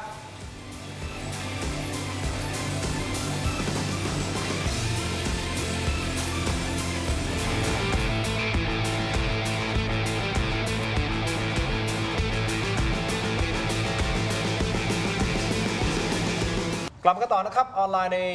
ถกไม่เถียงครับคุณผู้ชมครับนี่คือช่วงที่เราพูดคุยกันต่อนะฮะยังอยู่กับทั้ง 4 ท่านนะฮะคุณผู้ชมครับแน่นอนท่านรองศาสตราจารย์พันตำรวจโทดร.กฤษณพงษ์ภูตระกูลนักอาชญาวิทยาและอนุกตร.เกี่ยวกับการพัฒนางานสืบสวนสอบสวนนะครับรวมถึงทนายเจมส์ทนายนิติธรแก้วโตนะฮะรวมทนายนิด้าทนายสรัญญาหวังสุขเจริญนะครับและแน่นอนผู้ร้องทุกข์ตรงนี้นั่งอยู่ข้างๆผมนะครับคุณเมฆพิริยาวิทย์นะซึ่งเนื้อเรื่องคุณผู้ชมได้ติดตามมาทวนกันสั้นๆนิดเดียวนะครับเขากำลังบอกว่าเขาเป็นแพะโดนยัดคดีเรื่องของฆาตกรรมซึ่งเราเล่ามาถึงจุดที่นะฮะเขาเล่าถึงเหตุการณ์ว่ามันเกิดอะไรขึ้นแล้วทำไมเขาถึงเป็นแพะเพราะว่าคนที่เป็นฆาตกรจริงๆอ่ะเป็นแคดดี้ที่ใช้ไม้กอล์ฟฟาดแต่เราก็มีคำถามต่างๆมากมายที่เกิดขึ้นในเรื่องที่เขาเล่าเพราะฉะนั้นผมขอให้คุณเมฆยืนยันอีกครั้งหนึ่งนะก่อนที่จะไปตกลงทนายจิตรีว่าไงฮะ สายดูค่ะ เอาสายหลุดไปฮะโอเคพยายามติดต่อกลับไปเอางี้คุณยืนยันตรงนี้อีกทีหนึ่งก่อนนะฮะกับคุณผู้ชมกับรายการกับอาจารย์ทั้ง 3 ท่านเนี่ย ครับก็ คุณยินดีที่จะมาพูดใช่ไหมยืนยันตรงนี้เอาไหมคุณยินดีที่จะมาพูดใช่ไหม ยินดีครับ ไม่มีใครบังคับคุณมาพูดนะครับ ไม่มีครับ แล้วคุณรู้ใช่ไหมว่าทุกอย่างที่คุณพูดอ่ะมันจะเป็นหลักฐานในโลกออนไลน์ ทราบดีครับ โอเคผมจะได้ดำเนินรายการต่อนะอย่างที่บอกอะไรที่ยินดีที่จะพูดก็พูดอะไรที่รู้สึกอึดอัดไม่ต้องตอบก็ได้โอเคแนวทางทนายเจมส์ ครับ ในการสู้คดีก็คือบอกว่าหาบุคคลที่ 3 ให้เจอ หาบุคคลที่ 3 มาให้เจอ ไปดูว่าเขามีบาดแผลจริงไหม อืม ไปดูว่าเขาเอาปืนไปเก็บไว้ที่ไหน และปืนนั้นเป็นของใคร อืม นะครับท้ายที่สุดแล้วคุณต้องไปขอให้ทางนิติวิทยาศาสตร์เลยนะครับตรวจสอบคราบเขม่าวดินปืน อืม นะครับที่มือของคุณที่มือของผู้ตาย อืม มีไหมนะครับเรื่องที่คุณเล่ามันจะได้สมน้ำสมเนื้อสมจริงพวกนี้ไง อืม นะครับแล้วก็อีกหนทางหนึ่งก็คือคุณจะต้องหาทนายขึ้นมา เพื่อที่จะไปซักค้าน อืม นะครับพยานโจทย์ อือฮึ นะครับเพื่อทำลายน้ำหนักพยานในแต่ละปากนะครับอันนี้คือแนวทางแนะนำของผมครับ โอเคอ่ะทนายนิด้าแนะนำยังไงฮะในมุ สำ ม หรับ ของคุณ สำหรับตัวดิฉันเนี่ยกำลังถ้าจะให้แนะนำว่าเขาคดีเนี้ยมันสู้ได้หรือไม่ได้ หรือมันต้องสู้ด้วยวิธีแบบไหนยังไง เบื้องต้นส่วนตัวต้องเชื่อเขาก่อน แต่ณตอนเนี้ยเท่าที่ฟังเขาอ่ะยังมีความรู้สึกว่าข้อเท็จจริงของเขาอ่ะมันยังไม่ได้สมเหตุสมผล มันยังมีความวกวนอยู่ คือณตอนเนี้ยสิ่งที่คุณเมฆอะค่ะกำลังยืนยันต่อสังคมเลยก็คือว่า คุณไม่ใช่ฆาตกร แต่ว่าบุคคลที่ 3 ก็คือแคดดี้เป็นฆาตกร ทีนี้เนี่ยแต่ว่าเส้นเรื่องที่เล่ามาเนี่ยที่ปูมาเรายังมีความรู้สึกว่ามันยังไม่สมเหตุสมผล เช่นตัวผู้เสียชีวิตอะค่ะมีความสูงพอๆกับคุณ มีความมึนเมา แต่ถูกแคดดี้ซึ่งถูกทำร้ายร่างกายที่คุณบอกว่าถูกยิงไปที่ต้นขา ดังนั้นเนี่ยการที่เรี่ยวแรงที่จะเอามาฟาดผู้เสียชีวิตได้เนี่ยณส่วนตัวนะตอนนี้ยังมีความรู้สึกว่ายังไม่สมเหตุสมผลพอที่จะเชื่อได้อยู่ ดังนั้นพอส่วนตัวมองว่าเรายังไม่ได้เชื่อข้อเท็จจริงนี้ เนื่องจากอาจจะข้อเท็จจริงอาจจะยังเล่าไม่หมด หรืออาจจะยังมีอะไรที่ปิดบังอยู่ ดังนั้นถ้าให้ส่วนตัวแนะนำเขาคิดว่ามันคลาดเคลื่อนแน่นอน ข้อแนะนำตอนนี้ที่น้องเมฆควรทำเลยก็คือ ควรจะเล่าข้อเท็จจริงทั้งหมด แล้วก็ให้ละเอียดที่สุด ให้ครบถ้วนด้วย เพราะว่าไม่อย่างนั้นนะทนายที่ไหนก็คงจะแนะนำเขาอย่างถูกต้องไม่ได้ อ่ะ นี่คือความคิดเห็นเท่านั้นนะฮะ อันนี้จะเชื่อไม่เชื่อแล้วแต่นะครับ ก่อนที่จะไปที่อาจารย์โต้งผมถามนิดนึงคุณมีทนายแล้วใช่ไหมฮะ นี่แล้วครับ ทนายชื่อ จิตรีครับ จิตรีเหรอฮะทนายรู้จักไหมจิตรีเขามีชื่อเสียงในวงการ เคยได้ยินค่ะ พี่เจมส์ ก็เคยได้ยินอยู่ครับ น่าจะเป็นข่าว อืม ไม่ค่อยดีเท่าไหร่ อ๋อ อารมณ์ อ๋อจิตรีนี้โอเค ครับ ผมพอนึกออกผมเคยได้ยิน ครับ ค่ะ เหมือนกัน โอเค แต่คุณก็เป็นทนายเองนี่ทำไมถึงเลือกทนายคนนี้ ทีมงานยังติดต่อไม่ได้เหรอฮะยังนะอ๋อโอเคอ่ะ คือ ผมว่ากับรายละเอียดที่ผมเจอครับมันคง อย่างที่ทุกคนพูดกันครับ มันมี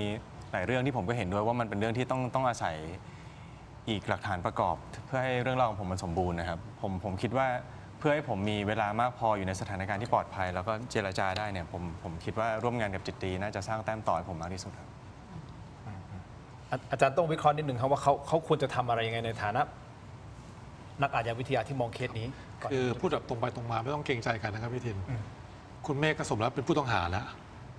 เพราะบุคลิกน่าให้มากครับลุกลนนะตลอดเวลาในการซักถามนะแต่นะครับแต่ก็ตามเราอย่าเพิ่งประเมินและสรุปอย่างนั้นไม่ได้ เพราะอะไรครับ ถึงแม้บางทีอาจจะประมาทอาจจะพูด แต่เป็นเพราะว่า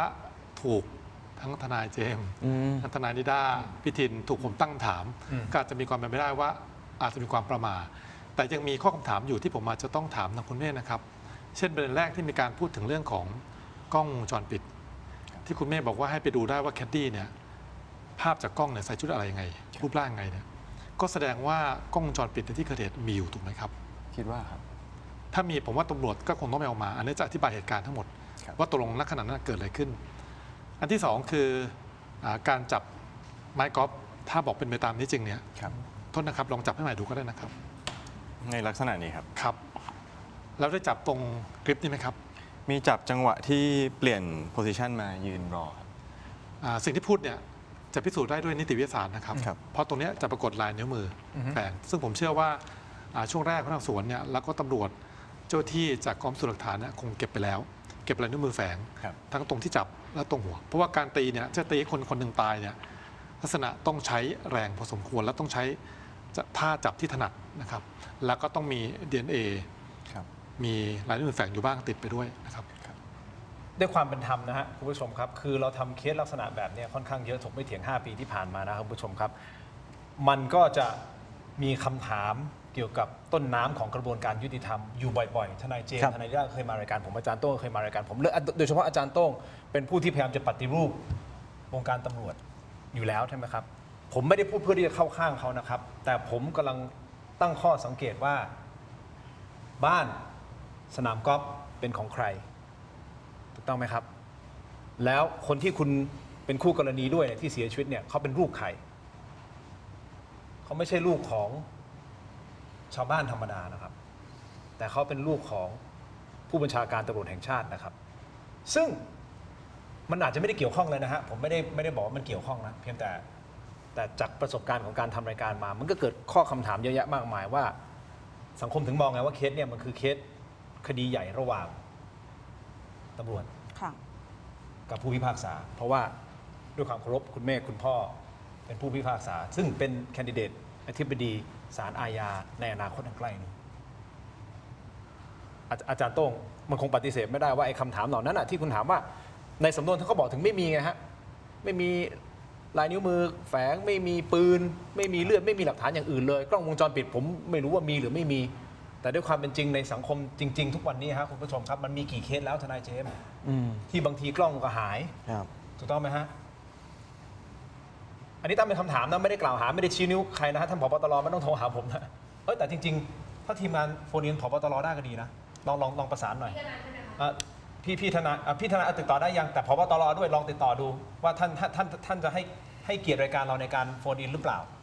เอาพี่ทนายก่อนพี่ทนายคุณจิตรีใช่ไหมเห็นเขาบอกเขาจะ พ คุย ยายามติดต่อพี่ทนายไปแล้วค่ะ แต่ว่าในเวรบอกว่าท่านไม่สะดวก ในเวรผบตรบอกท่านไม่สะดวกไม่เป็นไรครับอย่างที่บอกเราเปิดพื้นที่ให้ถ้าวันไหนท่านสะดวกหรือว่าทีมงานของท่านหรือทนายของท่านสะดวก เราก็อยากจะสัมภาษณ์ในรายการเพื่อความเป็นธรรมนะครับแต่มุมของการสู้คดีทั้งสองท่านพูดไว้อย่างนี้ถูกต้องไหมครับอาจารย์โต้ง มองอย่างนี้ ตัวคุณเองคุณก็เป็นทนายถูกต้องไหมครับผมไม่รู้นะคุณเป็นทนายแบบไหน เราไม่เคยได้เจอกัน ผมไม่รู้จักคุณ ครับ ผมก็ไม่รู้ว่าคุณทำเคสอย่างไรมาก่อน แต่ว่าเท่าที่ฟังเนี่ยคุณทำเคสเป็นทนายขอแรง นายอาสา ด้วยความเคารพการเป็นทนายขอแรงต้องมีจิตอาสาใช่หรือเปล่า ถูกครับ จำเป็นไหมจำเป็นต้องมีจิตอาสาไหมทนายนิด้า โอ้ มันต้องมีเป็น ต้ พื้ อง น มี ฐานค่ะ ต้องมี ถูกต้องไหมฮะ ค่ะ ครับ เออแต่ตอนนี้คุณตกเป็นผู้ต้องหาเองอะ ครับ คุณมองเคสของคุณเองยังไงดีกว่าในฐานะคุณเป็นทนาย จริงๆมุมมองผมไม่ได้เปลี่ยนไปจากตอนแรกที่เริ่มรายการนะครับแต่ก็จะยืนยันในวิธีการแล้วกันครับว่าสุดท้ายแล้วอะผมคิดว่าผมจะยืนยันสู้ด้วยว่าผู้เกิดเหตุเป็นบุคคลที่3ครับแล้วเหตุเกิดหลังจากที่เตชินเนี่ยเริ่มทำร้ายเขาก่อน ตัวแคดดี้เนี่ยก็เลยกลับมาทำร้ายผู้ตายจนถึงชีวิตครับ แล้วมุมมองของคุณในฐานะที่คุณเป็นทนายก่อนหน้านี้ ครับ แต่ตอนนี้คุณเป็นผู้ต้องหาเองอะ อืม คุณมองเรื่องนี้ยังไงสังคม ที่ตอนนี้ให้ความสนใจเรื่องคุณมากอะคุณมองยังไง คุณเข้าใจที่ผมพูดใช่ไหมว่าวันหนึ่งคุณเป็นทนายใช่ไหมช่วยคนอื่นนู่นนี่นั่น แต่ตอนเนี้ยคุณตกอยู่ในที่นั่งลำบาก เข้าใจครับมันลำบากใจที่จะพูดเหมือนกันครับ แต่ว่าผมรู้สึกว่าสุดท้ายเพื่อยืนยันว่าชุดความเชื่อของผมมันยังถูกด้วยอะผมจะยืนยันที่จะสู้ในทางที่ผมเชื่อครับ แสดงว่าคุณเชื่อมั่นในหลักฐาน ครับ ผมเชื่อว่าถ้าผมเล่าความจริง ผมยังเชื่อในระบบยุติธรรมของเราว่ามันจะพาผมไปเจอในคำตอบที่ผมต้องการครับ แล้วคุณรู้ใช่ไหมครับว่ามีผู้ที่อาจจะบริสุทธิ์ในสังคมมากมาย แต่สุดท้ายต้องการมาเป็นแพะรับบาปมันมีอยู่นะ เข้าใจครับ แต่ถ้าทุกคนยอมแพ้กันเร็วเกินและใช้วิธีที่ไม่ดีเลยอะครับผมอยากจะสู้แบบนี้ก่อนครับ แสดงว่าคุณยังเชื่อมั่นในกระบวนการยุติธรรมถูกต้องไหมฮะ ถูกต้องครับ ทนายเจมส์เมื่อกี้จะพูดอะไรนะครับ ผมอยากจะขอความรู้อาจารย์ต้องครับ จากพฤติกรรมของผู้ที่ได้รับบาดเจ็บนะครับเขาอ้างว่ามีบุคคลที่ 3 ใช่ไหมผมเลยอยากสงสัยว่ากรณีของผู้หญิงที่ถูกยิง แล้วในขณะเดียวกันเนี่ยปืนยังอยู่ในมือของผู้ชายทั้ง 2 คน เมื่อเขาถูกยิงอ่ะมันมีเปอร์เซ็นต์ไหมครับที่เขาจะวิ่งไปแย่งปืนหรือจะวิ่งไปกลับไปทำร้าย โดยสัญชาตญาณของคนที่อ่อนแอกว่าอย่างเงี้ยครับอาจารย์ คือก็เท่าที่ฟังคุณเมฆเล่าก็มีความเป็นไปได้ตรงที่ถ้ากระสุนปืนเนี่ยไม่โดนจุดสำคัญ เช่นไปโดนขานะครับแต่ถ้าไปโดนตรงหน้าอกโดนศีรษะอะไรเนี่ยและโดยระบบเนี่ยนะครับประสาทสมองสั่งการต่างๆพวกนี้น่าจะอ่อนแรง น่าจะไปตอบโต้ไม่ได้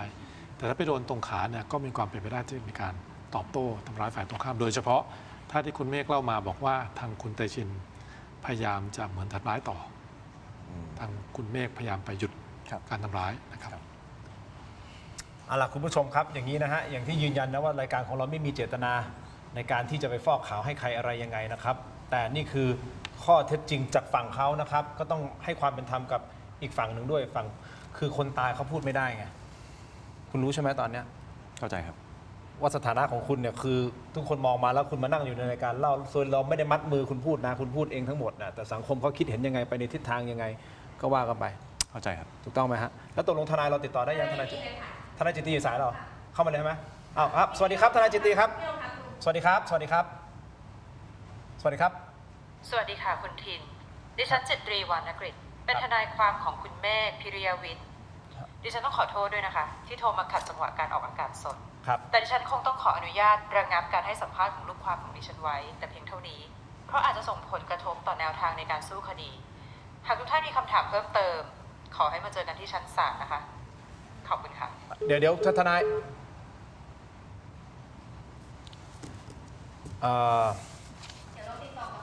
ลองติดต่อกลับไปครับ คือจริงๆผมไม่น่ารีบวางเลยผมจะได้ถามเขาหน่อยนะครับลองโน้มน้าวลองดูฮะเขาบอกให้คุณยุติการสัมภาษณ์เอางี้โอเคเอางี้มันแล้วแต่คุณหรือเปล่า ผมไม่รู้ต้องถามทนายก่อนปกติลูกความเวลาทนายแนะนำนี้ลูกความจำเป็นจะต้องทำตามทนายไหมหรืออะไรยังไงแนะนำยังไง ค่ะคือถ้าโดยส่วนตัวของตัวเองอะค่ะก็จะแนะนำลูกความว่าถ้า ควรฟังทนาย เพราะว่าทนายเขาเป็นคนวางรูปคดีว่าอันไหนพูดได้อันไหนพูดไม่ได้อะไรอย่างเงี้ยบางทีลูกความออกมาต่อสื่อสาธารณะ โดยที่ไม่ได้มีทนายความของตนเองด้วยอย่างเงี้ยบางทีการพูดเลยเถิดไปอาจจะไปกระทบกับรูปคดี หรือต่อคำให้การที่เขาเคยให้การไปในชั้นสอบสวนอยู่แล้วประมาณนี้ค่ะ ก็เป็นไปได้ค่ะ ทนายเจมส์ ก็ต้องแบ่งเป็น3รูปแบบคดีนะครับ ถ้าเกิดว่ามันดำๆหรือเทาๆ ผมจะไม่ให้ออกรายการนะครับ เพราะข้อเท็จจริงบางอย่างเนี่ยไปหลุดโป๊ะแตกในรายการอย่างเงี้ยครับ โอเคอัยการพนักงานสอบสวนอัยการอาจจะยื่นพยานหลักฐานเข้าไปในคดีไม่ทันนำสำนวนไม่ทันแต่อย่าลืมนะครับเขามีสิทธิ์ตั้งทนายเข้ามาเป็นผู้เสียหายนะฮะสามารถตั้งทนายเข้ามาเป็นโจทย์ร่วมกับพนักงานอัยการได้ อันนี้แหละเขาสามารถเอาพยานหลักฐานอื่นๆแม้แต่เทปในรายการเนี่ยพี่ดินอาจจะไปเป็นพยานในคดีนะคดีนี้ก็ ซักถามรายละเอียดพี่ดินอาจจะถูกเชิญไปเป็นพยานในคดีก็ได้ในคดีนี้นะผมว่าครับก็เลยจะบอกว่าถ้าเกิดเทาๆดำๆผมจะไม่ให้ลูกความผมออก แต่ถ้าเกิดขาวพูดให้เต็มที่เลยครับ เพราะถ้าพูด1 ครั้งพูด100 ครั้งก็จะพูดเหมือนเดิม และพูดโดยหลักการและเหตุผลที่มันสอดคล้องกัน ไม่ตะกุกตะกักไม่ลวนลานไม่แสดงอารมณ์นี่อันนี้คือวิถีของคนขาว นักอาชญาวิทยาเห็นด้วยไหมครับ กับสิ่งที่พูดโดยเฉพาะในประเด็นที่ว่าถ้าสมมติขาว หมายความว่าเรื่องราวถ้าขาวถ้าตรงจริงถูกต้องไหมฮะถ้าข้อเท็จจริงพูด100 ครั้ง10 ครั้ง1,000 ครั้ง10,000 ครั้งมันก็คือเรื่องเดียวกัน ถูกครับ แต่ถ้าโกหกมีโอกาสที่จะพูดไม่เหมือนกัน เพราะฉะนั้น ถูกครับ ถ้ากล้านั่งหรือไม่กล้านั่งแล้วแต่เลยอันนี้คือผมไม่ได้บังคับนะแต่นักอาชญาวิทยามองไงในประเด็นนี้ คือผมก็เห็นด้วยนะครับ ผมยกตัวอย่างเหมือนกับเคสที่ผมก็เจอนะครับ คือถ้าเราคิดว่าเราถูกต้องเราเป็นความจริงเนี่ยพูดกี่ครั้งก็เหมือนเดิม แต่ถ้าเกิดข้อเท็จจริงมีการบิดขึ้นมาเนี่ยเพื่อประโยชน์ต่อรูปคดีพูดง่ายๆมีส่วนเกี่ยวข้องในการทำความผิด หรือทำผิดจริงเนี่ยส่วนใหญ่ทนายก็จะแนะนำว่าอย่าไปพูดผ่านสื่อ อย่าไปพูดกับคนอื่น เพราะจะโดนบันทึกไว้ และสิ่งเหล่านี้อาจจะถูกอ้างเป็นพยานในศาลได้ด้วย เพราะว่าคุณเคยให้สัมภาษณ์ไปเพื่ออย่างนี้นะครับ พูดง่ายๆคือเสียเปรียบอะเสียรูปคดีได้ครับแต่ในทางกลับกันคือถ้าเป็นความจริงพูดกี่ครั้งก็เป็นความจริง ไม่ว่าจะเป็นลำดับก่อนเกิดเหตุขณะเกิดเหตุหรือหลังเกิดเหตุ แต่แล้วก็ตามจากที่ฟังคุณเมฆเล่าเหมือนที่ผมลองถามย้อนกลับเนี่ยมีบางประเด็นที่ผมก็มีคำถามอยู่เช่นกัน แต่พอดีวันนี้มาในอีกฐานะหนึ่งนะครับพี่ทินก็เลยไม่ได้ถามและตอบมากนะครับ อันนี้ขออนุญาตแทรกนิดนึงนะคะพอดีว่านิด้าขออนุญาตแสดงความคิดเห็นต่างว่าถ้าสมมุติว่าเราขาว เราก็ออกสื่อไปเลย ถ้าเราเทาเราดำเราไม่ต้องออกสื่อนิด้าอาจจะเห็นต่างกับประเด็นตรงนี้นิดนึงเพราะว่านิด้าเองก็เคยมีลูกความที่นิด้าก็มั่นใจว่าลูกความขาวบริสุทธิ์แต่ว่าก็ทัดทานในการที่จะออกสื่อเหมือนกัน เพราะว่าในการออกสื่อเนี่ยเราต้องเล่าข้อเท็จจริงต่อให้เรามั่นใจว่าลูกความเราขาวเราบริสุทธิ์เล่า100 ครั้งก็เหมือนกัน100 ครั้งแต่สิ่งที่นิด้าคำนึงเลยก็คือว่าข้อเท็จจริงมันถ้ามันสู้ในศาลแล้วมันครั้งเดียวมันจะ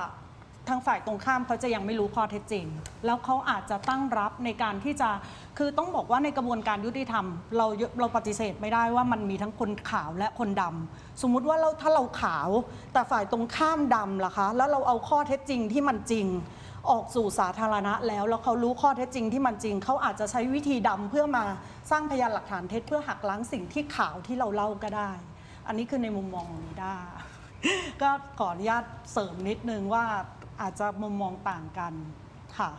อันนี้อย่างที่บอกแล้วครับว่าจริงๆในสังคมตอนนี้นะครับเรื่องของกระบวนการยุติธรรมโดยเฉพาะช่วงหลังๆเนี่ยจะถูกตั้งคำถามโดยสังคมอย่างมากมายเพราะว่ามันมีทั้งต้นน้ำกลางน้ำปลายน้ำถูกต้องไหมครับแล้วมันก็จะมีปัญหาบริบทที่แตกต่างกันออกไปตั้งแต่ต้นน้ำจนถึงปลายน้ำคุณผู้ชมครับเราคงไม่ต้องลงรายละเอียดลึกแต่ผมเข้าใจว่าสังคมคงรู้ดีกับเคสต่างๆที่มันเกิดขึ้นที่เป็นคดีความดังๆหลายๆเคสและนี่ก็เป็นอีกหนึ่งคดีนะฮะที่เป็นคดีดังและจะเป็นบทพิสูจน์เหมือนกันนะครับว่าสุดท้ายสุดเนี่ยกระบวนการยุติธรรมน่าจะสามารถหาความจริงให้กับผู้บริสุทธิ์ได้หรือไม่ซึ่งไม่ได้ฟอกขาวไม่ได้บอกว่าคุณเมฆเป็นผู้บริสุทธิ์และไม่ได้บอกเขาว่าเขาเป็นผู้กระทำความผิดแต่นี่คือมุมมองของเขาในการที่พยายามจะออกมาแล้วบอกกับผู้คนว่านี่คือเรื่องราวที่มันเกิดขึ้นจริงผมถูกใส่ร้ายผมถูกยัดคดี คุณยังยืนยันข้อนั้นอยู่ถูกต้องไหมครับยืนยันครับเอาอย่างนี้ในเมื่อทนายจิตรีบอกว่าให้ลูกความยุติการสัมภาษณ์ซึ่งมันอยู่ที่สิทธิ์ของเขาถูกต้องไหมฮะถูกครับว่าจะยุติหรือไม่ยุติ เขาก็เป็นทนายความเขาก็เป็นทนายความ แต่ตอนนี้เขาอยู่ในฐานะผู้ต้องหาไงฮะถูกไหมฮะอันนี้แล้วแต่คุณนะเพราะว่าจริงๆคุณก็จริงๆเราก็คงไม่ต้องพูดเยอะคุณเป็นทนายความอะ ครับ เอาอย่างนี้ไม่ได้กดดันนะครับ แล้วแต่คุณนะครับ คุณยินดีที่จะนั่งคุยกันต่อ หรือว่าคุณจะยุติการสัมภาษณ์ของคุณตอนนี้ ผมว่าตั้งแต่ต้นชั่วโมงผมพูดไปครบถ้วนแล้วครับไม่มีอินโฟเมชันเพิ่มเติมมากกว่านี้ส่วนในส่วนที่รู้สึกว่าเป็นช่องโหว่หรือว่าในเรื่องเล่าของผมหรือว่าการต่างๆที่อาจารย์บอกผมว่าเราก็เดี๋ยวไปว่ากันในชั้นศาลแล้วกันนะครับวันนี้ผมขอยุติการสัมภาษณ์ไว้เท่านี้แล้วกันนะครับ คุณยืนยันนะครับ ยืนยันครับ นี่เป็นโอกาสของคุณนะครับ ครับ คือต่อให้รีรันอีกรอบมันก็อินโฟเมชันเดิมครับเรื่องไม่เปลี่ยน แต่ก็มีช่องโหว่เยอะ อันนี้แล้วแต่ ครับ ยืนยันนะฮะ ยืนยันครับ อ่ะโอเคงั้นทีมงานยืนยัน นะครับ เอาอย่างนี้ก่อนที่คุณจะเดินออกไป เดี๋ยวพอผมมีคำถามเพิ่มเติมจะถามทั้งทนายแล้วก็อาจารย์โต้งวิเคราะห์เพิ่มเติมกับคดีของคุณนี่แหละครับ ครับ ก่อนที่จะลุกออกไป คุณบอกรหัสผ่านผมก่อนครับ เนี่ยแล้วก็ให้แอคทางเกรกครับเฮ้ยไม่ได้ยิ้มไม่ได้เหี้ย ถ้าคุณอยากจะลุกออกจากที่นั่ง คุณต้องบอกรหัสผ่านครับ ถ้าคุณไม่บอกรหัสผ่าน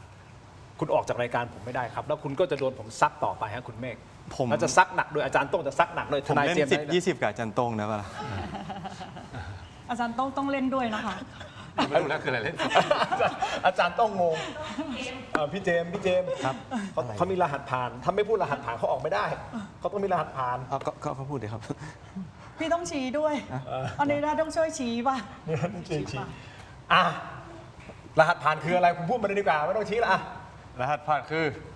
กล้อง10 20 30 40 10 20 30พี่กระดกกล้องให้ด้วย หมดกัน โอ้ยซีเรียสกันมาถึงขนาดนี้คุณผู้ชมครับอย่าพลาดนะฮะนี่คือซีรีส์ผมบอกเลยฮะ number one in Thailand นะครับซีรีส์ที่ตอนนี้ผมบอกทุกคนติดกันทั่วบ้านทั่วเมืองฮะต้องไปดูคุณผู้ชมครับแล้วไปดูชั้นเชิงเล่ห์เหลี่ยมนั้นในการว่าความในการสู้คดีของทนายจิตกรีและไปดูว่าคุณเมฆ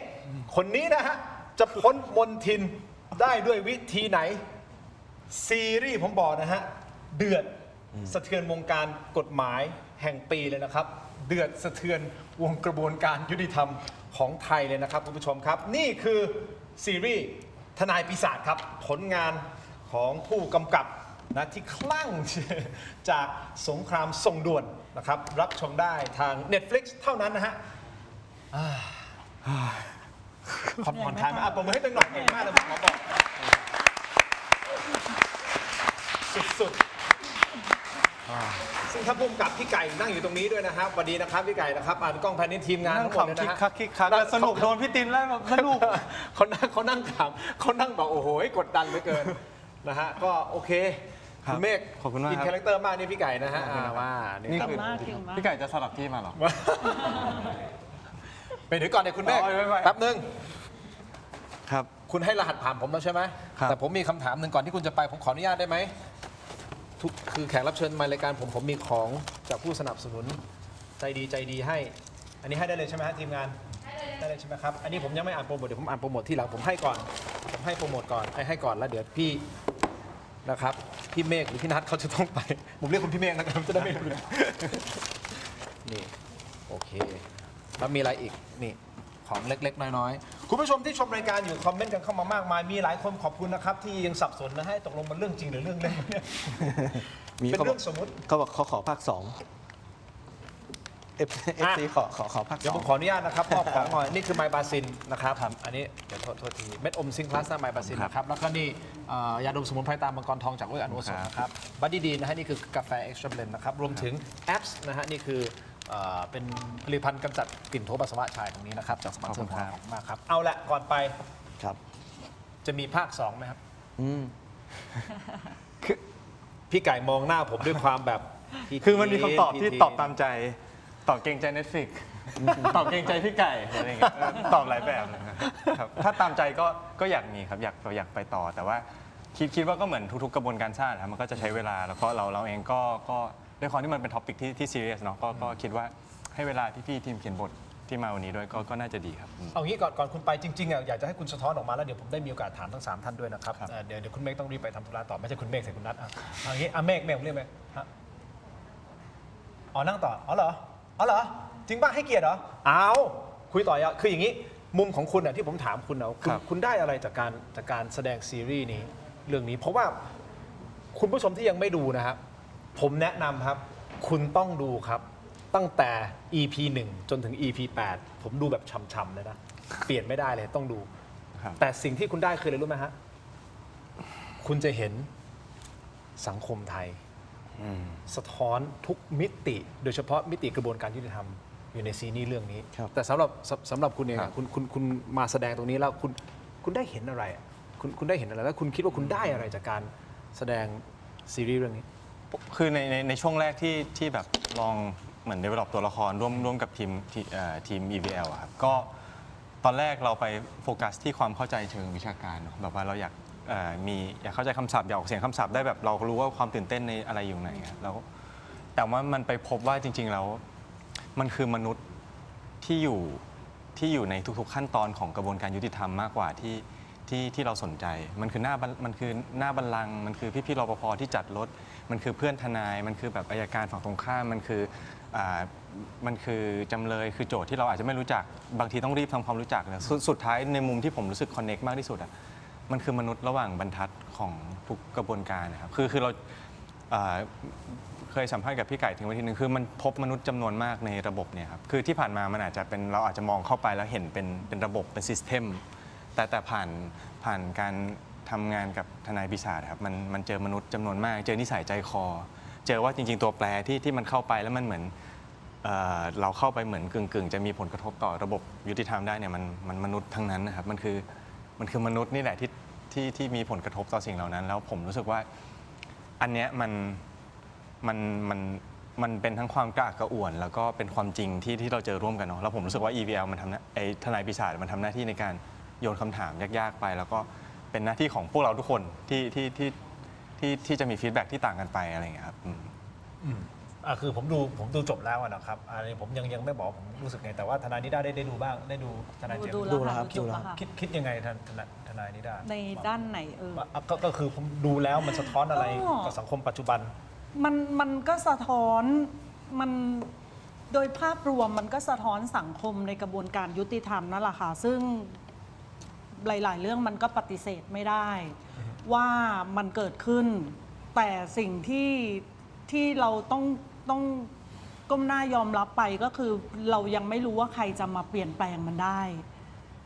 กับกระบวนการนี้นึกออกไหมคะเพราะว่ามันคงคนใดคนหนึ่งไม่ได้แต่ว่ามันต้องทุกคนมันต้องทั้งระบบที่มีความเข็นไปในทางเดียวกันทุกคนคือทุกคนทุกระบบที่มีอำนาจใน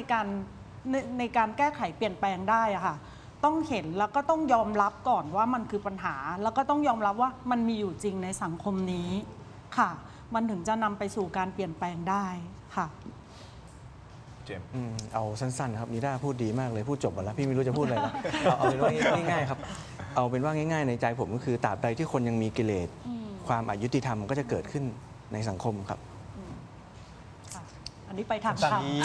คมเลยไปทางธรรมเฉียบมากมีคนหนึ่งที่เฉียบไม่แพ้กันเลยนะอาจารย์โต้งนะอาจารย์โต้งผมรอคำเฉียบของอาจารย์พูดแบบไม่มองเลยพูดทิ้งอาจารย์โต้งผมต้องบอกก่อนคือเราทำรายการกันมาเยอะเนาะแล้วอาจารย์โต้งเป็นคนหนึ่งที่สู้เพื่อการเปลี่ยนแปลงของกระบวนการต้นน้ำของกระบวนการยุติธรรมนั่นก็คือตำรวจครับอาจารย์ซีรีส์นี้อาจารย์ได้ดูบางช่วงบางตอนแล้วอาจารย์รู้สึกยังไงคือสะท้อนในมิติของหนึ่งคือสภาพความเป็นจริงในสังคมไทยปฏิเสธไม่ได้สองคือให้เห็นถึงการใช้กฎหมายในทางที่เป็นประโยชน์กับในทางที่เอื้อประโยชน์ว่าต่อตัวเองหรือต่อพวกพ้องประการต่อมาผมว่าสำคัญมากๆคือการจะเป็นคนดีรักษาไว้ซึ่งความดีไม่ใช่เรื่องง่ายจึงมีหลายคนไม่อยากเป็นคนดีเพราะเป็นคนดีแล้วเจ็บตัวแล้วมันเหนื่อยแล้วมันท้อผมว่าเป็นอีกเรื่องหนึ่งที่เราต้องยืนหยัดกันว่าสะท้อนเห็นถึงเราต้องคงดำรงไว้ซึ่งความดีและความถูกต้องความยุติธรรมมาช้าแต่ผมเชื่อว่าโลกใบนี้ยังมีความยุติธรรมนะครับความยุติธรรมมาช้า บางทีมันไม่มาเลยนะครับ ผม ไม่ กำลัง มา พูดแทนใครอีกหลายคนที่เข้าสู่กระบวนการยุติธรรมที่ไม่เป็นธรรมกับเขา โดยเฉพาะบุคคลที่อาจจะไม่มีแบ็ค ไม่มีโอกาส บุคคลที่อาจจะไม่มีเงินไม่มีอำ บาง นาจ คนเขาบอกไงพี่คุกมีไว้ขังคนจนเท่านั้นแหละ นี่คือคำพูดที่โคตรเจ็บปวดเลยนะ อันนี้คือนั่นคือเรื่องจริงนะ ครับ ขออนุญาตเสริมท่านทนายเจมส์นิดนะเขาเลยบอกว่าให้ดูละครเนี่ยให้มองย้อนดูตัวเรา นั่นหมายความว่าทุกคนที่ตามบทบาทที่ตัวเองมีอยู่เพราะในอันนี้คือสังคมจริงก็มีอยู่นะครับ เช่นบทบาทของคนเป็นผู้รักษาตำรวจอัยการทนายความเนี่ยก็ตามนะครับหรือคนชีวิตปกติเนี่ยผู้มีอิทธิพลก็ตาม ก็ย้อนกลับมาดูตัวเองไง เราเป็นเหมือนในละครนี่ไหมล่ะถ้าเป็นเราจะคงไว้ไหมแล้วส่งต่อไปยังรุ่นต่อไปไหมลูกหลานไหมเนี่ยหรือเราจะเปลี่ยนเพราะเรารู้สึกว่าเอ๊ะทำไมภาพสะท้อนที่เราดูจากละครเนี่ยมันน่าละอายแล้วเราเปลี่ยนไหมหรือไงฮะ อีกประเด็นหนึ่ง ครับ คุณเมฆ ครับทำตัวไม่ถูก ในซีรีส์นี้เป็นที่พูดถึงในโลกออนไลน์ตอนนี้มากเลยนะ ผมก็ติดตามขึ้นฟีดกันเต็มไปหมดเลยนะครับ กับเรื่องพระพุทธรูป อ่า ที่ตั้งอยู่ในห้องพระ แล้วเป็นพระที่ตอนแรกผมงงทีมพร็อพมันทำงานยังไงวะ ไม่ใช่นะเขาตั้งใจ เป็นพระพุทธรูปในห้องพระ ที่ผ ครับ บตรในเรื่องนะ ครับครับ เดี๋ยวบิ๊กต่ายจะโทรหาผมว่ากูไม่เกี่ยวไม่ใช่ฮะไม่ใช่ท่านนะฮะแต่ในซีรีส์นะครับพระพุทธรูปคือจะหันหลัง ครับ ใส่เราแทนที่แบบจะหันหน้ามาแล้ว แต่ปรากฏว่าหันหลังหมดทุกรูปเลย ครับ ตั้งอยู่อะ ครับ คุณเคยรับรู้เรื่องนี้ไหมว่าเพราะอะไรยังไงเคยเห็นของจริงไหม ไม่ ว่าเป็นอย่างนี้ ไม่เคยครับ แต่ว่าหมายถึงว่าพอทราบเหตุผลจากพี่ไก่หรือจากตามสื่ออะไรเงี้ยแต่ว่าตอนแรกนึกว่า AI เจนผิดแบบว่า ใช่ พี่ไก่กลายว่าAI มาเจนผิดได้ยังไง ใช่ใช่ตอนแรกผมเคยเกิดขึ้นเนี่ยเวลาเจนแล้วก็งงๆหน้าหลังอะไรเงี้ยครับ ไม่เคย ไม่เคยครับ โอเค ไม่เคยใช่ไหม ไม่เคยครับ เหตุผลผมไม่รู้ ครับ ว่าพี่ไก่เขาคิดยังไง ไม่รู้ แต่เอานี้ ใช่ครับ นี่เซียน อ๋อ พูดไปเลย ซีนพระอาจารย์โต้งเซียนพระด้วยป่ะเซียนพระด้วย อุ๊ย เซียนพระ ครับ เซียนพระ ครับ ครับ พระที่หันหลังเหรอ ตกลง ไม่มีอะไรมากครับ มันคือสัจธรรมอย่างหนึ่งเขาคนที่อยู่ในเรื่องเนี่ยครับอาจจะน้อมนำพระราชดำริหรือว่ามีอคติมีเขาเรียกนะมีคติธรรมประจำใจก็ได้เขาชอบปิดทองหลังพระง่าย อันนี้คิดบวก ๆ ปิดทองหลังพระไง เป็นคนคิด positive เอาครับพี่ก็ทำไมข้างหลังปิดทองหลังพระผิดตรงไหนอ่ะ ไม่ได้ผิดไง เอ้า แต่เท่าที่ดูนี่ไม่มีทองเลยนะที่หลังพระ เอ้าเดี๋ยวเอาหลักพุทธศาสนาไหนมาบอกว่าพระต้องหันหน้าตลอด งั้นผมกลับไปผมเปลี่ยนพระพุทธรูป เอาได้ตามใจพี่เลย ไม่มีปัญหา ไม่มีพระของพี่ ใช่ไหม บทสนทนานี้มันอันตรายไหมนะ ไม่รู้เหมือนกัน โอเคเหมือนกันโอเค คืออย่างนี้มีคุณผู้ชมบางท่านนะครับ ขอบคุณนะฮะสำหรับการชื่นชมแล้วก็บอกนะฮะว่าโอ๊ย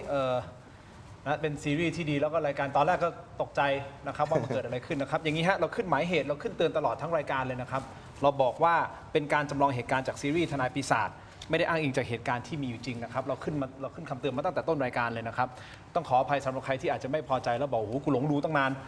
แท้มึงเป็นโปรโมทซีรีส์ขออภัยครับจริงๆเราขึ้นตัวเล็กๆนิดนึงนะฮะอาจจะต้องขยายนิดนึงนะครับแต่ทำไมเราถึงทำตอนนี้ เพราะเราต้องการสะท้อนนะครับเพราะว่า Netflix เขาทำมาใช่ไหมครับภูมิกับไก่พี่ไก่ณัฐพลเขาทำมานักแสดงทุกคนตั้งใจคุณหญิงรัฐาทุกคนเลยนะครับทำมาแล้วเรารู้สึกว่าเฮ้ยอันนี้คือสังคมที่เราอยู่นะตอนนี้นุ้ยมันเป็นอย่างนี้นะถึงแม้เนื้อเรื่องมันเป็นการ make เส้นเรื่องพล็อตขึ้นมาก็ตามคาแรคเตอร์ต่างๆเนาะเราไม่ได้บอกว่าเอ้ยมันอิงมาจากเคสนี้ไม่ใช่ ครับ แต่เรากำลังจะบอกว่าลักษณะการที่มีคนที่มีอิทธิพล ลักษณะการที่มีการเอื้อประโยชน์ ซึ่งกันและกันการที่มีโอกาสที่คนจะเป็นแพะกระบวนการต่างๆเนี่ยผมถามทนายเจมส์ต่อแล้วโทษนะไอ้ที่ว่าความกันในศาลอ่ะ ครับ เฮ้ยบรรยากาศมันเป็นอย่างนั้นจริงเปล่า จริงครับพี่ เนี่ย จริง คือเรากำลังจะบอกว่าเฮ้ยเรากำลังตีแผ่ให้สังคมได้เห็นว่านี่คือ สิ่งที่มันเป็นอยู่และที่ทนายนิด้าบอกว่าถ้าเราต้องการการเปลี่ยนแปลงเราจะเปลี่ยนแปลงตอนไหนอะไรยังไงล่ะมันก็ขึ้นอยู่ที่ทุกๆคนแหละที่จะให้การเปลี่ยนแปลงมันเกิดขึ้น อันนี้ก็เป็นอีกหนึ่งซีรีส์ที่มันจะกระตุ้นให้เราได้รับทราบว่าเฮ้ยสังคมไทยมันเป็นอย่างนี้นะแล้วเราจะไปยังไงต่อ อันนี้มากกว่าเรามองไปอนาคตอาจารย์โต้งเพราะอาจารย์โต้งเองก็ ก็เป็นบุคคลที่พยายามสู้มาตลอดครับ ก็เป็น ก็ยังสู้อยู่ฮะแล้วก็สู้ต่อครับ อ๋อใช่อาจารย์ต้องเล่าเรื่องนี้หนึงอาจารย์ต้องก็สู้หนักนะช่วงนี้สู้หนักอยู่นะครับ ครับ แต่ความจริงก็คือความจริง ครับแล้วก็ความจริงจะปรากฏครับ บางทีก็เหนื่อยหน่อยเนาะ ครับ ความจริงมันมีราคา ครับ นะครับอีกประเด็นหนึ่งสั้นๆนิดเดียว มีพี่กบทรงสิทธิ์โอ้ผมต้องบอกให้แกแสดงเรื่องนี้โคตรละดีมาก มันมีช่วงหนึ่งที่แกตอนสมัยหนุ่มใช่ไหมอันนั้นเป็น ใช่ครับ AI ใช่ไหม เข้าใจว่าผสมครับเข้าใจว่าเหมือนมีใช่ไหมครับมีดับเบิลแล้วก็มีเทคนิคผสมครับ ใช่ไหมพี่ไก่อ๋อใช้ Visual Effect ช่วย ใช่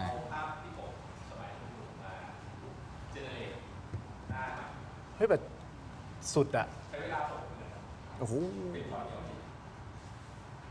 คุณมานั่งนี่เลยดีกว่าไหมคุณไก่นะทุกคนเดี๋ยวก่อนนะช็อตของพี่กบนี่นะช็อตเดียวใช้เวลา งานละเอียด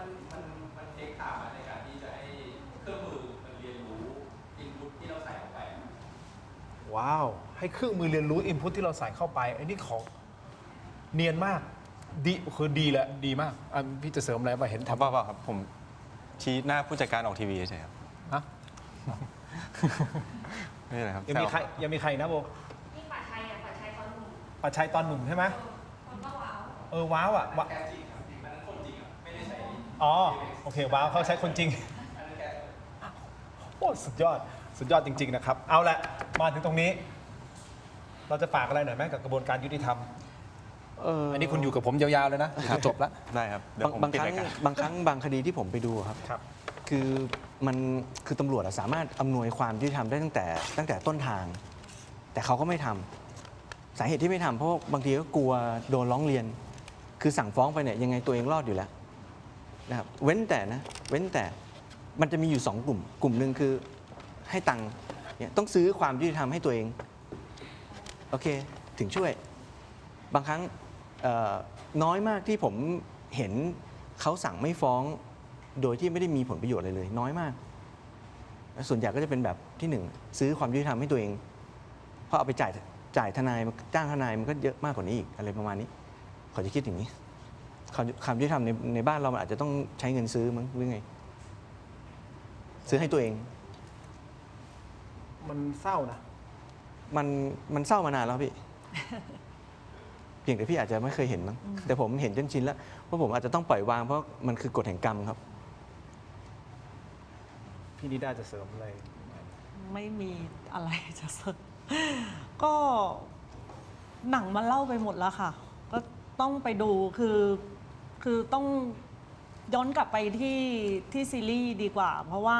ซีรีส์ก็บอกเล่าเรื่องราวของสังคมยุคปัจจุบันได้ดี แล้วก็ต้องบอกว่าใครดูแล้วอาจจะรู้สึกว่าแบบเฮ้ยมันขนาดนี้เลยเหรอ แต่ว่าบางเรื่องที่มันเกิดขึ้นจริง ๆ ในสังคมปัจจุบันที่มันเล่าไม่ได้หรือหลาย ๆ คนไม่รู้มันอาจจะมากกว่านี้อีกก็ได้ค่ะ อาจารย์โต้ง ก็ได้พูดไปกันหมดแล้วนะครับพี่ตินแต่จริงๆแล้วก็เป็นซีรีส์ที่ดีเรื่องหนึ่งในการที่สะท้อนภาพความเป็นจริงในสังคมปัจจุบันนะครับถ้าเราเป็นประเด็นที่เราคงอาจจะต้องตามต่อว่าโดยเฉพาะในโลกของความเป็นจริงว่าเราจะทำให้มันปัญหาเหล่านี้มันแก้ไขอย่างไรได้บ้างที่เป็นรูปธรรมนะครับ แต่ผมมองดูอย่างนี้นะครับ ครับ มันจะสะท้อนอย่างหนึ่งหรือเปล่าว่าการที่จะให้คดีมันสำเร็จอ่ะมันต้องมีอะไรที่สมมติเมฆเนี่ยคือทนายสายขาวนะผมมองอย่างนี้ เพราะเขาพยายามที่จะยึดมั่นในระบบกระบวนการยุติธรรมเอาความจริงเข้าสู้นะครับ แต่ก็มีหลายคดีนะครับที่ไปพูดความจริงกับศาลแล้วก็ติดคุก มันก็มีนะ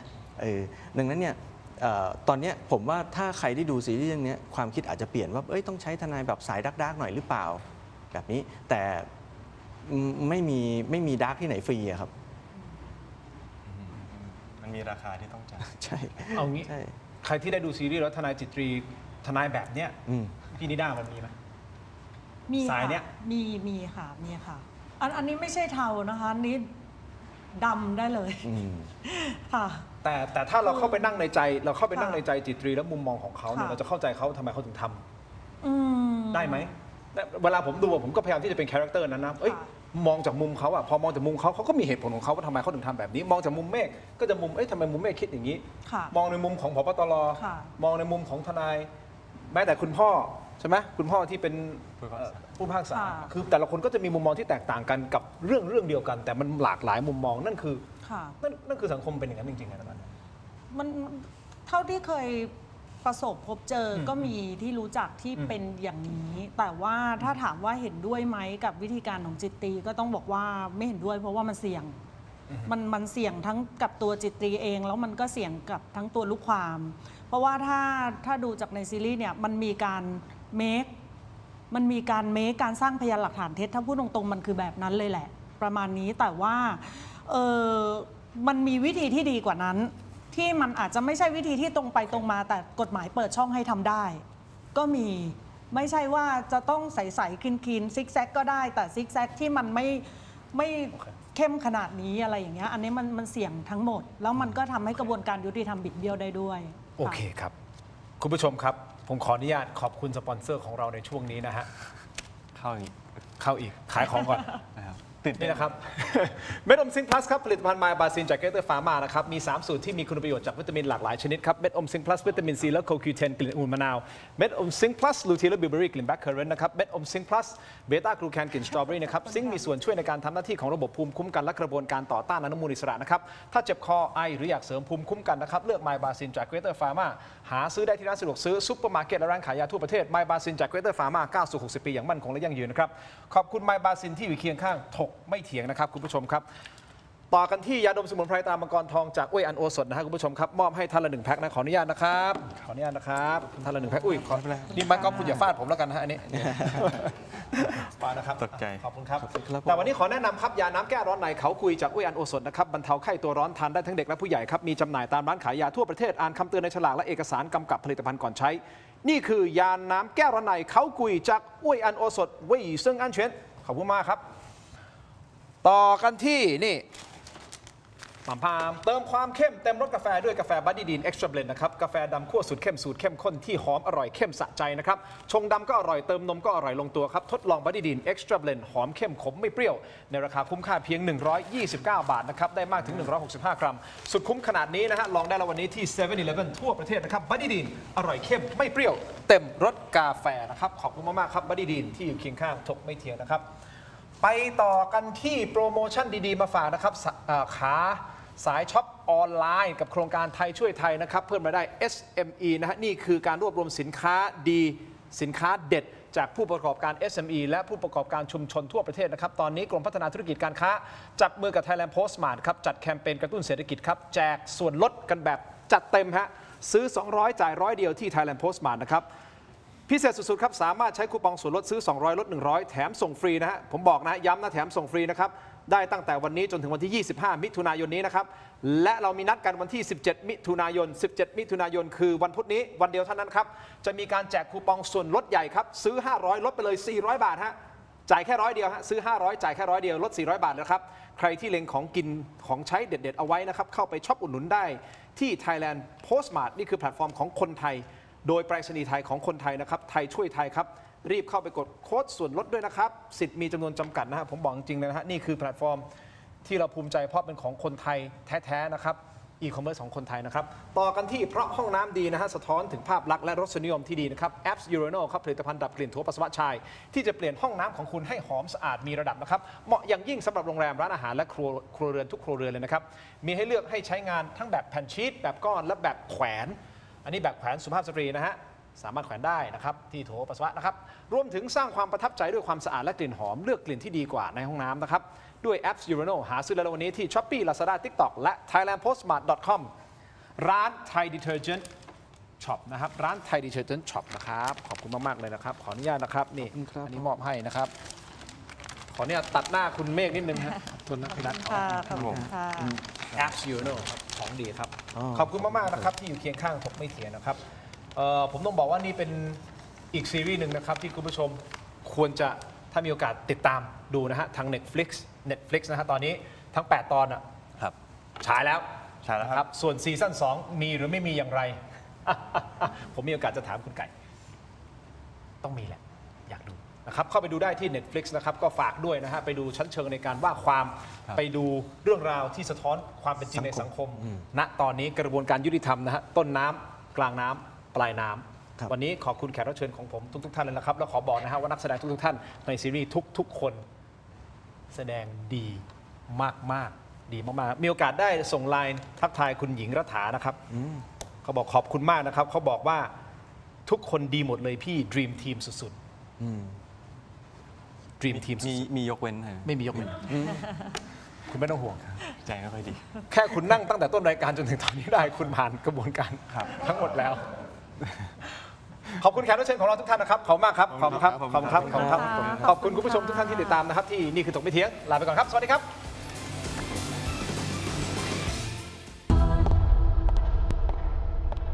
ฟังนะ ถ้าอยากรอดจากคดีนี้ ก็ทำตามที่ฉันบอก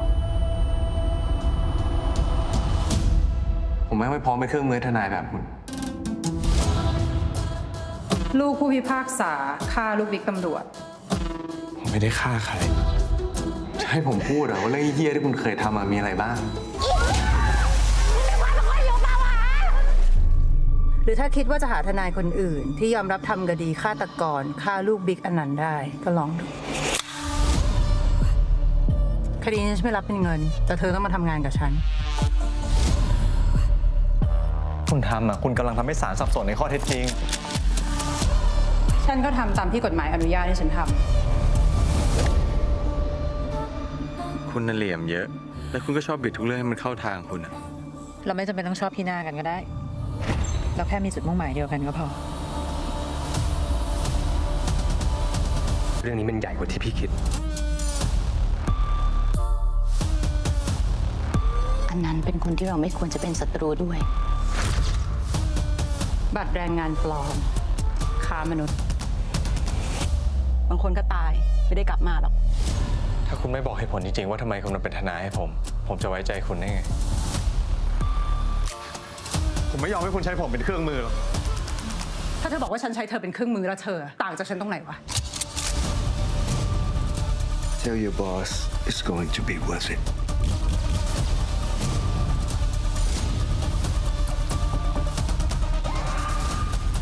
See you in hell my friend bro แล้วคุณจะได้เห็นว่าผมกับคุณไม่เหมือนกัน เธอคงคิดว่าวิธีที่ฉันทำมันเฮี้ยแต่ถ้ากฎหมายใช้ได้กับทุกคนเท่าเทียมกัน มันคงไม่จำเป็นต้องมีคนแบบฉัน